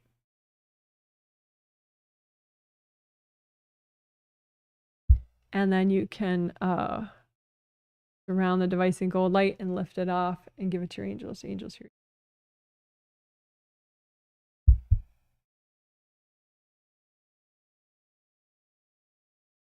So devices in your fifth layers, impairing your communications in any way. On astral body fifth layer, just surround the device in gold light. And say, angels, if there are any invasive beings connected to this device, can you please recycle them? And then melt cords from other people going into these devices. And then just lift them off with gold light. Give them to your angels. Angels, here you go. Angels, here.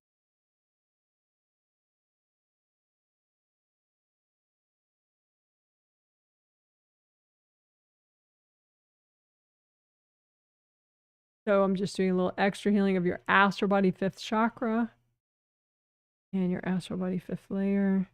On the top of your astral body fifth layer, or the very bottom of your astral body fifth layer, you could have devices, manipulations from others, or self-punishment devices from you. Angels, if there are any invasive beings attached to or anywhere near these devices, can you please recycle those beings? If there are any agreements associated with them, just imagine like pieces of paper, melt them with cold light. And then go ahead and melt or blow up these devices. Blow it up if it's you. If you're not healing yourself, don't blow things up because it's too bossy. You can surround them in gold light and grip them that way and give them to your angels. Angels, here you go. Angels, here you go.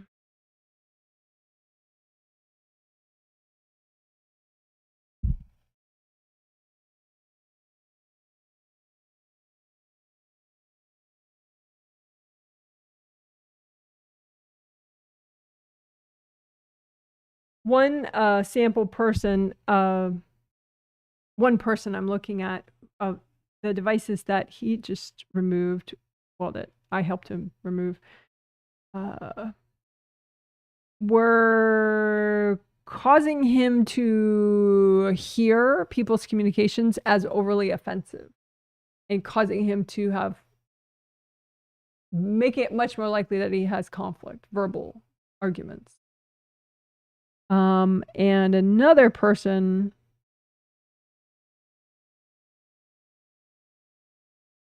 it was making him, the devices were making him, I guess same thing. They were making him hear communications as extra negative. But for him, he wasn't getting into an argument. He was just like shutting down and not thinking and not communicating. But the devices were a big part of that, making everything seem too oppressive that he was hearing. Another person, the devices that they just removed, the communication astral body devices that they just removed. Let's see. Oh yeah. It was causing her mind to kind of jam up so she couldn't explain herself properly. It was getting in the way of like job interviews and stuff. And communication at like in work situations. Speaking her overly confused and making her sort of appear less capable than she is. Removed a bunch of those devices. Again, astral body, 5th layer, astral body, 5th chakra, astral body itself. You know, they could be around the neck or anywhere really. So one more time, just any device that is in your astral body energy system impairing your communications. And just imagine the device, even if you don't see where it is. There's the angels. Can you recycle any beings around or linked to this device? And then if there are any agreements that you need to melt so that you didn't promise to keep it, just melt those agreements with whoever you made it with. And then go ahead and you can melt away the devices or hand them to your angels, surround them in gold light, hand them to your angels. Angels, here you go. You could blow them up if you're healing yourself.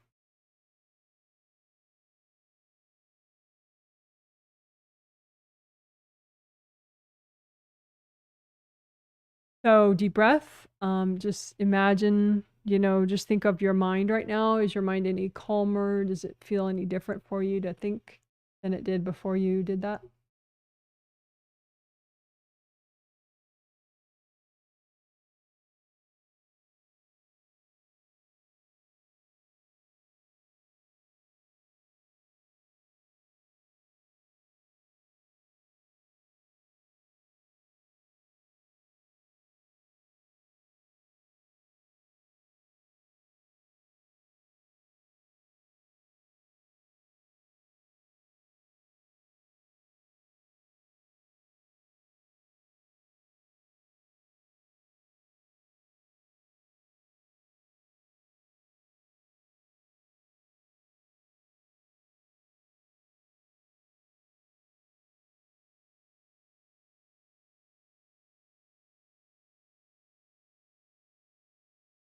Okay, so now we'll do the wrap up section. And I'm going to include two significant things in there.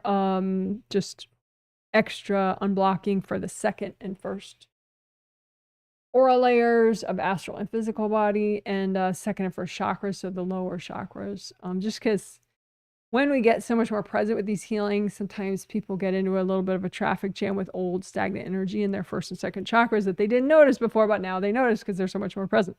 So it's just more comfortable if we just do a little extra clearing in those lower chakras and the inner aura layers. So there's that. And I actually have a video that focuses on that I haven't mentioned in a while. I think if you search Janet Wright, get present 2 and then space 1, because it's like get present in second and first chakras is the video title, something like that. And that's what it focuses on, second and first aura layers and second and first chakras, just unblocking them a lot. So, anyway, so we'll do that, and we'll also clear 2 big blocks.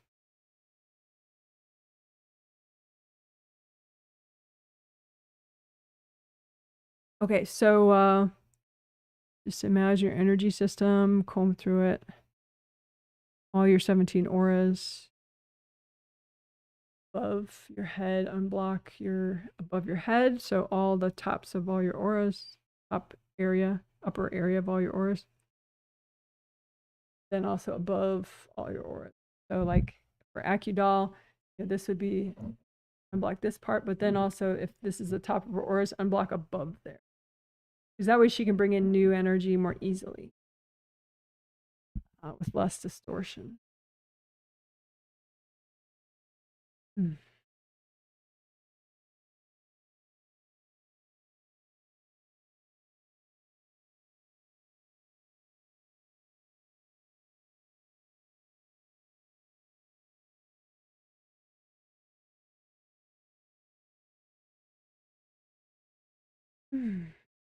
So second and first chakras. Second chakra, so block it extra, melt cords. Block it to the extent that's healthy and gentle, of course. First chakra, same thing. If it's damaged, of course, repair that. Melt cords, melt away any hard objects.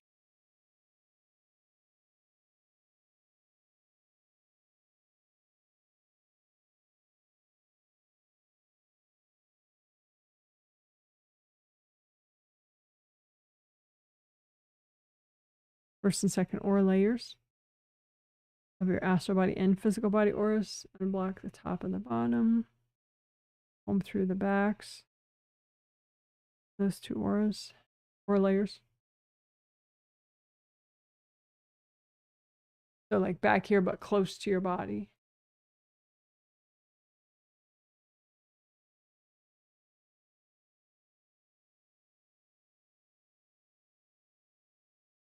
And if there are any invasive beings in these areas, angels, can you please recycle any invasive beings in these areas or affecting these areas?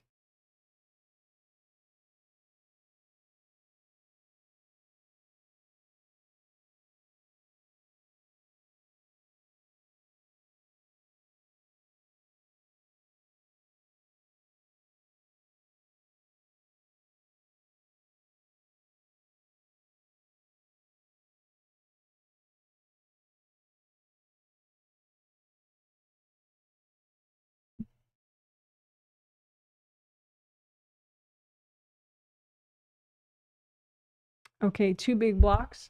Those are just, you know, it's my term for energy blocks that are still uncleared, but, you know, triggered and annoying you on some level. So just pile copies of your 2 big blocks out in front of you and bring up red earth energy, soak them in the red earth energy. Use gold light, melt cords going into these blocks from you or from other people. Melt your resistance out of these blocks and other people's energy out of the blocks. And so then by then they start exploding, but if they don't, just blow them up yourself or melt them completely with gold light. And if any part of them does not melt away, just give it to your angels. Angels, can you help me with these? I'll do that one more time. Put out copies of your 2 big blocks out in front of you. Bring up red earth energy, soak them in the red earth energy. Gold light, melt cords from you or other people going into these 2 big blocks. Melt out any of your stuck energy like resistance, repressed anger, repressed fear, whatever is jamming up all this stuff. And then just melt the blocks or blow them up or give them to your angels.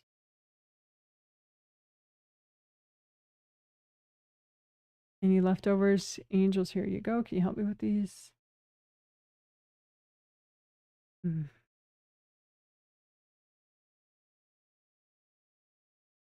Be aware of your major chakras along your spine. You can align them, like if one of them feels it like it's knocked out of place, just from the top down, get them all in place. Just hold light, they pop into place.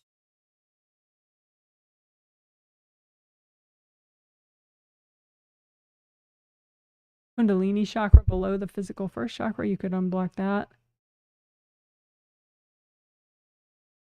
There's some good red earth energy coming up your legs into your Kundalini chakra and your first chakra.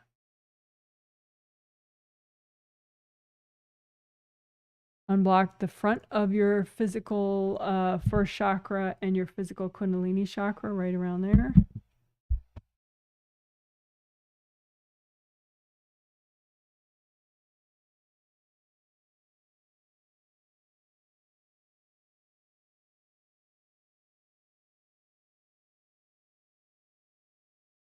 Again, check that there's enough earth energy coming up from your leg, through your legs, from your foot chakra, through your legs, into your first chakra and your Kundalini chakra.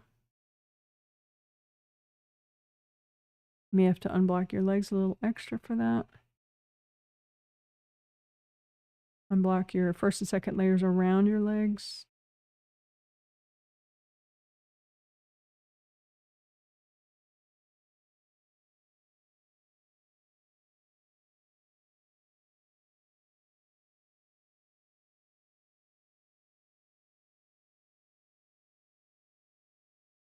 block behind your physical body, second, first chakra, and Kundalini chakra. You may have some hard objects back there. Melt them away.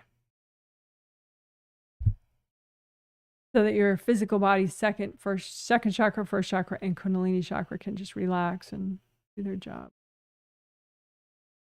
And of course, the Kundalini chakra, you do want it to stop generating energy when you're trying to sleep. But the rest of the time, you can have it on low or medium or high if you want. If you're an adult and you have your Kundalini chakra on high, you're going to be pretty horny. So if that works for you at the moment, go for it. Otherwise, you might want it at medium or low speed, whatever. The Kundalini chakra. And obviously, you can change it given your mood.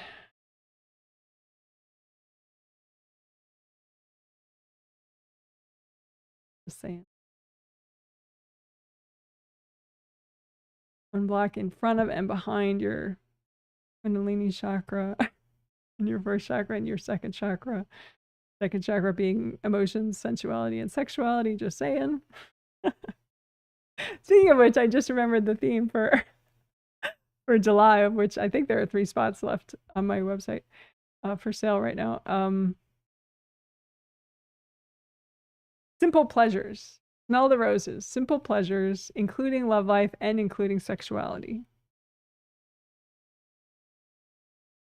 Well, that's going to be a good month.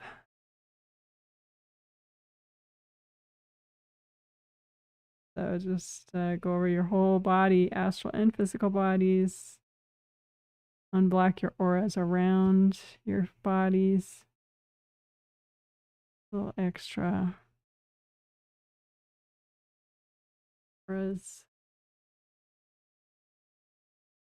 Redo your gold buffer zones. All right, so you can just ask your angels. Angels, can you please help me heal my communications? Couple deep breaths.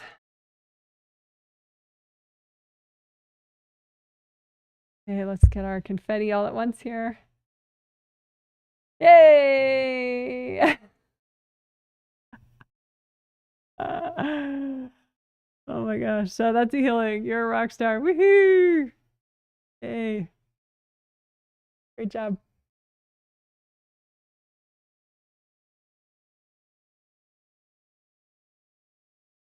Okay, so if you have some quick chat comments about the healing itself, how you're feeling after the healing, whether you healed yourself or I healed you and you healed yourself or I just healed you. If you have any comments or follow-up questions about the theme or themes that we had today or any of the techniques. So yeah, and if I don't have time for a comment, you can just repost it under any video at any time and I will eventually get to it and when I have time and I will post a reply. Okay. So catching up with chat comments. Someone says, hi, Janet. Hot Phoenix. Saying hi from Sunny and Hot Phoenix. Thank you for healing my adult kids. Yes, you are welcome. Someone says hi from Ireland. Thank you. Hello. Someone gives you lots of adorable emojis, celebratory emojis. Thank you. Someone says hello from El Dorado Hills, California. Well, hello to you. Someone says, oh, I already read that one, about devices. Yeah, I read that at the end of, the angels had me read that and that helped to inspire the Uncord Backlash People section, which we actually did twice in this healing. And both of those will be separate chapters, so it'll be easy to get to them.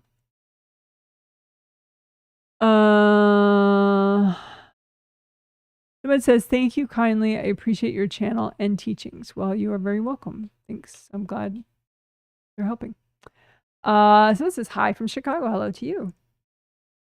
Someone says, hi, Janet. Woke up early before 5 a.m. and felt like releasing fear was happening It feels better now. Maybe that was unpleasant wake-up baggage that you just cleared. Yeah, I think so.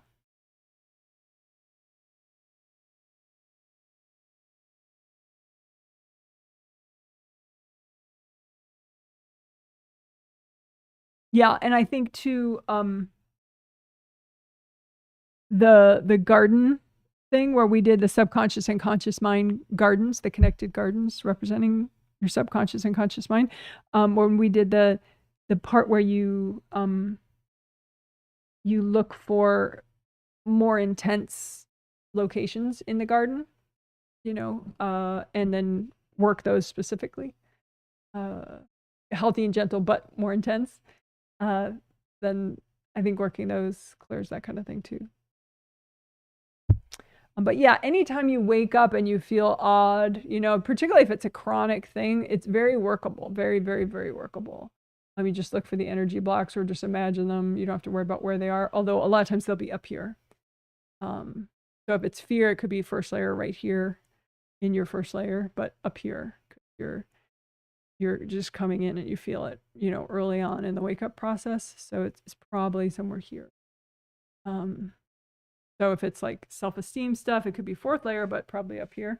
But you don't really need to know where it is. It's just kind of fun to see it sometimes. But you can just imagine it, a copy of it out in front of you, wherever it actually is. It says, I am in the middle of a process of getting a new job and doing lots of interviews. Hope these healings help. Thank you, Janet. Yeah. Yeah, that garden stuff could be really interesting with that. Because a lot of communication is subconscious.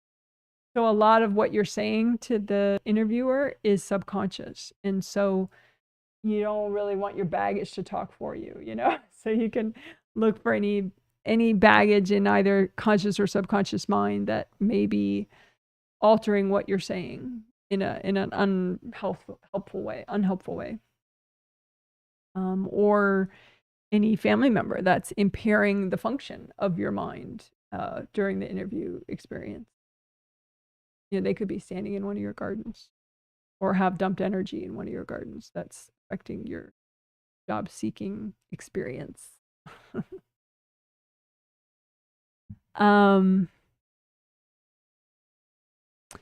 Someone says, tuned in a bit late. Thank you for removing hip devices. Yes, it's a good area to work. I like doing that.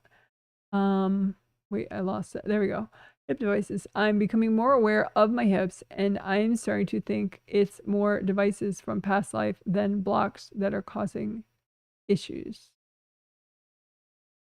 Yeah, I mean, it's like chicken and egg, which came first, but I think you could get more leverage and kind of speed up the clearing if you looked for astral body devices in that area first. And then, then that makes you more present and more flowing. So you're more like a dishwasher, scrubbing out the stuff. And then, and then you can look for blocks. But yeah, I would say do the astral devices first from that area, remove them to the extent that's healthy and gentle. So you may have to do it, over time, like a couple times in a week, that type of idea. Also stretching, physical stretching, gentle physical stretching is nice, gentle side stretching, gentle, back exercises and front, like yoga kind of stuff, was that cobra pose and, stuff where you stretch your back and your legs. That could help. Thank you for the healing. I was feeling okay throughout, but still have a lingering rage that doesn't seem to stop. I'm usually optimistic after, but not feeling like me today. I love how you wrote that because there's so much there. So, okay. So the thing is, with the garden exercise, you come in contact with parts of you that maybe you don't want to be, like, oh, I don't feel like me. I want to feel positive, and that's me, right? But you may have significant parts of you that are pissed off, right? But you're disowning them. and shoving them in your subconscious garden, and you're blocking off, you're trying to block off awareness of them. But that's very unstable, and you're kind of dishonoring yourself, really. You know, it's like a disrespect to yourself. So I don't think it's anyone else's energy or anyone else's punishment that's causing you to feel that anger. I literally think it's part of your subconscious mind that genuinely feels that way because of important things. And so if you could find the angriest parts that are still healthy and gentle to work on in your subconscious mind, and just honor them, you know, respect them, get other people's stuff out of them. If they're invasive beings, get those out. If there are people there, get them out. You know, but just honor those parts of you, because and then honor the connection, the flowing connection between your subconscious mind and your conscious mind, because that can be a very potent way to realize things, good things that are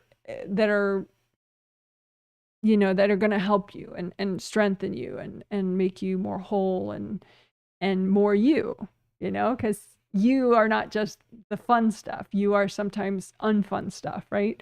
And so if you own that stuff and heal it, and then you become much more you than you were before. So yes, it's always nice when the healings, you know, you just feel like $1 million after a healing. I totally get that.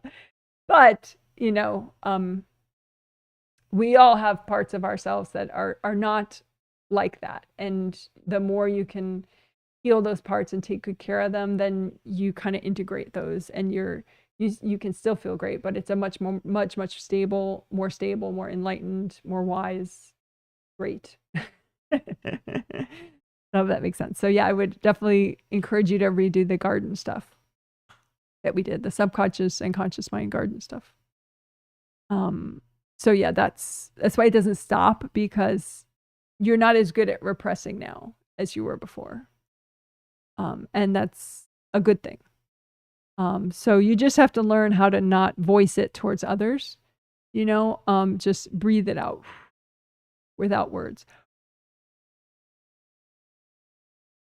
Breathe out your anger.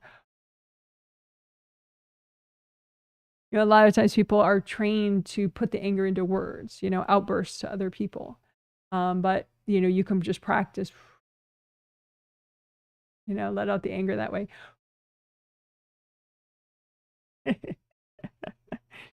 And the more you heal those angry parts of your subconscious mind garden, then they can mellow out, you know, but that's a genuine mellowing. Then it's not like a fake repressed that is not reliable, because if you just mellow through repression and denial, then it's going to trigger at different times, and you're going to, you know, let somebody have it. I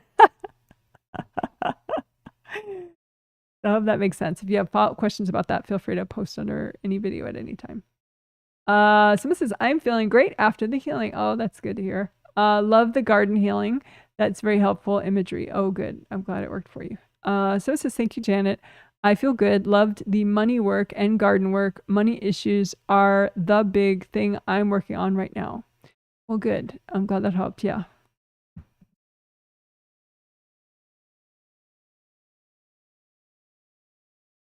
Yeah, so money issues, I think we worked at 2 main ways that you could continue to work. One is the astral body device way, you know, in your astral body auras, your astral body aura or your astral body, any devices that impair your abundance, but also the garden, with the gardens, you know, any part of subconscious or conscious mind garden or that connecting area, that, you know, anything that you can heal or nourish or unblock with those gardens to help your abundance. Two different ways we worked it. And also nourishing flowers, you know, to the gardens for abundance. Oh, and also at the end, you know, in the wrap-up section, we did extra work on the second and first chakra and Kundalini chakra of the physical body, and that could help abundance, because first chakra is abundance. Someone says, I feel like I've been given painkillers, very peaceful, and all is well. Oh, what a relief. That's great. I love how these sets are very well different from the previous ones for the same theme. Yeah, thank you, thumbs up from me. Well, thank you for the feedback. Yeah, and just a reminder, all the 5 healings from this month, which, you know, what you were referring to, they're 2 sets, but they're the same theme. They're all in one playlist, in case that helps somebody at some point, which is the playlist is linked in the info section of this live stream, in case you want to refer to it at any point. But yeah, I like that too. Cool.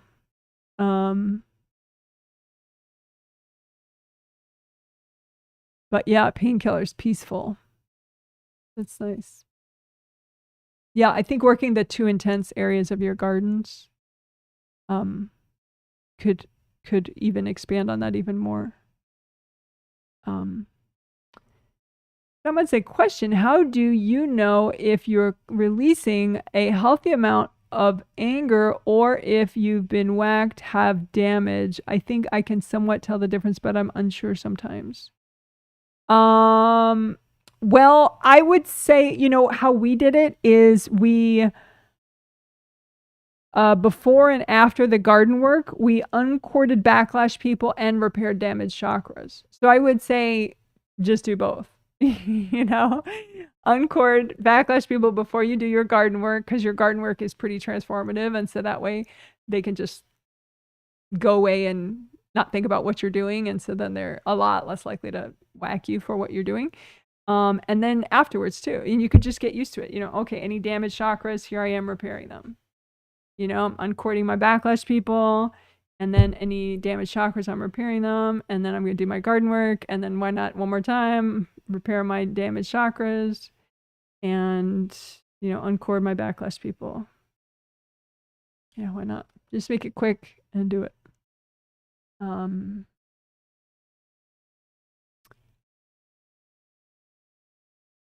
Yeah.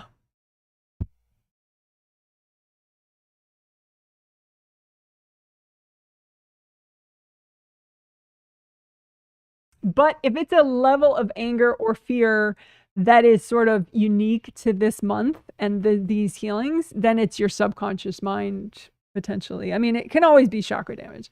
But, you know, if it's new since we've been doing the garden work, then it could be just really pissed off parts of your subconscious mind garden that you previously were like, that's not there. You know, now you're like, ooh, I'm feeling a lot of rage.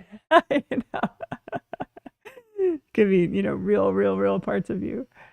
So someone says, thank you. Why someone puts devices in auras, why not just protecting negative energy if they do it consciously? And if they do it consciously?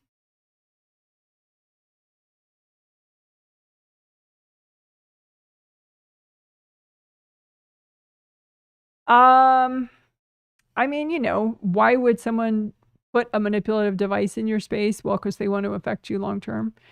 And maybe a device, you know, something hard maybe is, you know, I don't want to give like, you know, screw with somebody 101 tips, you know, but it's just a way that people do screw with other people. Very, very bad karma. Never, ever would recommend it to anyone to do. But yeah, it's just something that happens.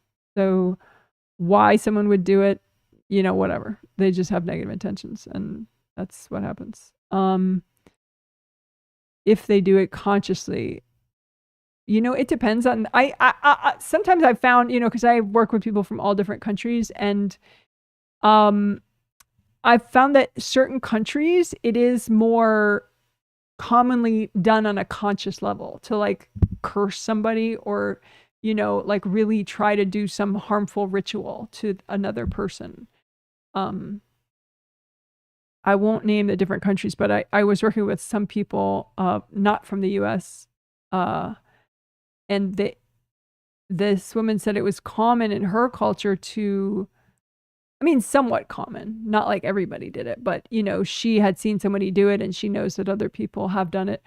They would take a photo of somebody and do something bad, you know, but on an energy level, various things are happening with that, you know, when that's done. So even if someone's consciously trying to harm somebody, half of what they're doing, they're not conscious of what they're doing. So they're probably doing much worse than what they think they're doing, which is like insanely bad for their karma. They're like so screwing themselves. But, you know, whatever. But some cultures, that's just not really done consciously. You know, it's thought of as kind of like crazy or something or evil, and so they wouldn't touch it. But it doesn't mean that if they're resentful and jealous and bitter, that they don't do some of that subconsciously. You know, so just depends. But I wouldn't worry about it either way, whether someone was conscious or subconscious. It's just, you know, you just remove this stuff and move on and live your life. So it says, my gardens have a really cool hobbit-looking tunnel connecting them. Well, that's fine as long as your angels like it, then that's okay. And my angels helped me clean the tunnel and add lights. Well, there you go. You're all set now. Someone says, thanks for the healing. You're so welcome. I've been releasing a lot since last healing. Very cool. Someone says, thank you for the healing. I have to put my notice in at my job this week, and I'm so nervous. I hate communicating big changes and having hard conversations. This healing is helping me to stay calmer. Yeah, so I would just say, you know, do you have a problem with it, or does someone in your family have a problem with it? Or does whoever you're telling it to have a problem with it, you know? Because it looks like you're pretty damn ready for it, and it's like a kind of like a milestone in your life and sort of something that you're sort of validated by, you know, as like an accomplishment and a step forward. But, you know, so you don't have to internalize other people's discomfort. You know, say if someone in your family is jealous or somebody in your family is controlling or, you know, yada, yada, yada, maybe. So, yeah, so just,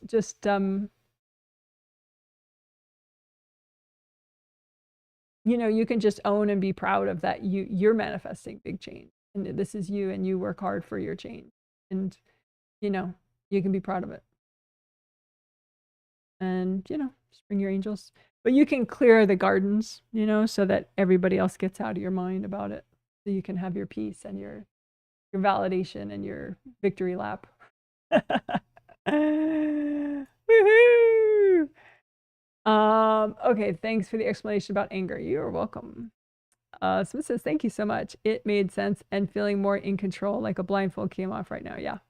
Yeah. Owning the unpleasant parts of you is a big part of strength, you know, because it's like, it's only unpleasant because you bottled it up and you're ignoring it, and like half of it is dumped energy from your parents, but the rest of it is really you. And so if you get rid of the dumb stuff and you heal the part that's you, then you just have this new level of strength and stability that you didn't have before, when you were like, oh, that's not me, what is that?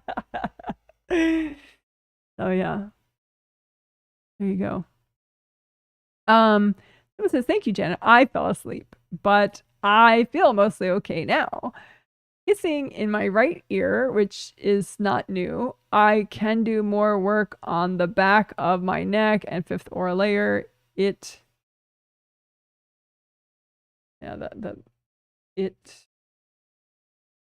will help me.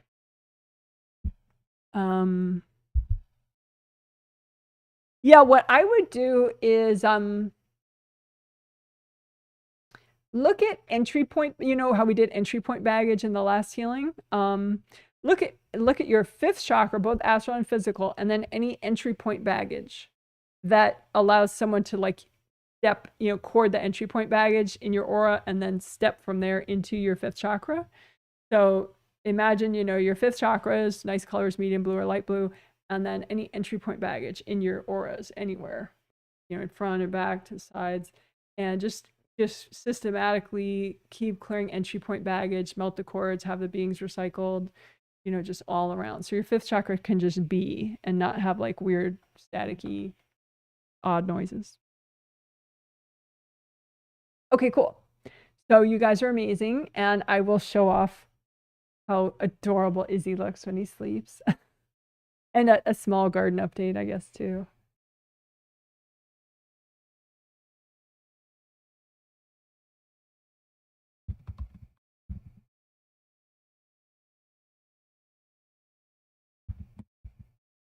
Okay, so with the garden update, the indoor garden, there's a lot going on with the indoor garden. Some of you may recall I mentioned you know, growing tomato plants, and that's become such a big deal to me. It's so funny because 2 years ago I got a free seed packet for tomatoes while I was ordering other seeds for the garden. And I at the time didn't eat tomatoes because I felt like all nightshades gave me a weird negative reaction the next day. Like I was sort of more emotionally unstable and kind of weaker. And the next day after eating nightshades. But then, so I just was going to grow tomatoes for my husband because he likes tomatoes and he doesn't get any weird reactions. But then it turned out that by the time I grew them and they were ready to eat, I didn't have my reactions anymore because I just tried one just to see, you know. And so it turns out I can eat tomatoes now, thank God. And so anyway, so that was fun to grow tomatoes. And so then the next year I tried to, and I grew a bunch of tomato plants, but I started them too late because, you know, we had a sick dog that spring and yada yada. And so we had these giant tomato plants all over the yard. But I pruned them like a little too much, so they yielded tomatoes very late in the season, which then were unripe when it was about to freeze out. So we had to pick them all these unripe tomatoes, bring them in the house, and then they ripened in the next 2 months, and I gave away more than half of them. There were so many. But they were delicious. We just didn't have any during the summer to eat. So this year I was like, no way, I'm gonna have tomatoes during the summer that we get to pick ripe outside and actually bring them in and eat them right away. You know, so we'll see if that happens. But I have a lot of tomato plants in the house growing. It's kind of funny. So I'll go and bring one tomato plant over to show you guys. But I grew 77. I ended up growing 77 tomato seedlings because I grew some and it was like a total fail the first time. So like only some grew, and then because I messed up in 2 different ways. And so then 10 days later, I planted a whole bunch more tomato seeds. And so that's how I got 77 plants. But then, you know, some of them didn't work out and they were too weak. And so I need to get rid of them. And so I'm going to show you like one of the strongest of the strongest, you know, one of the winners. So I'll get a tomato plant. I'll bring it right back. Because we can't plant them outside yet because our nights still get too cold. Like the other night, last night, the low was about 38, 39 degrees. But the night before that, the low was like 34 degrees, which is only 2 degrees above freezing. So anyway, I'll be right back.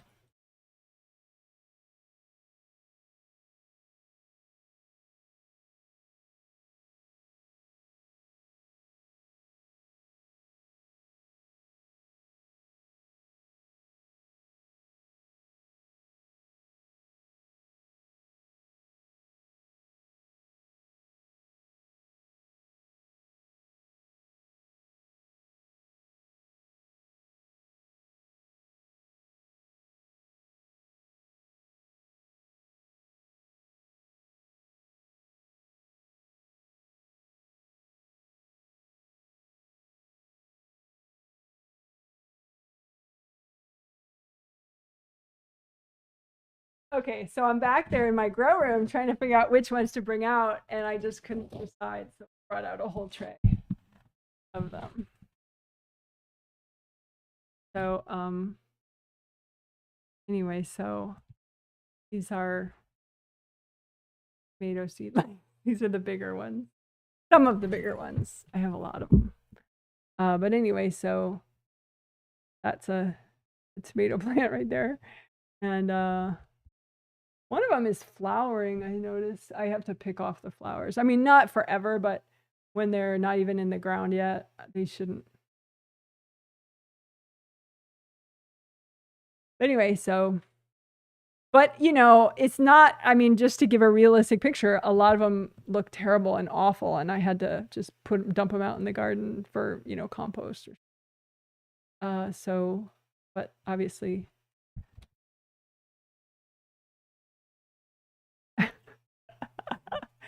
And this is I think there was a basil plant on here too. Yeah, this is This is a Persian basil plant, and they're like, they get really big and tall. So, I grow them for outdoors. I don't grow Persian basil indoors for the winter because it's just too big.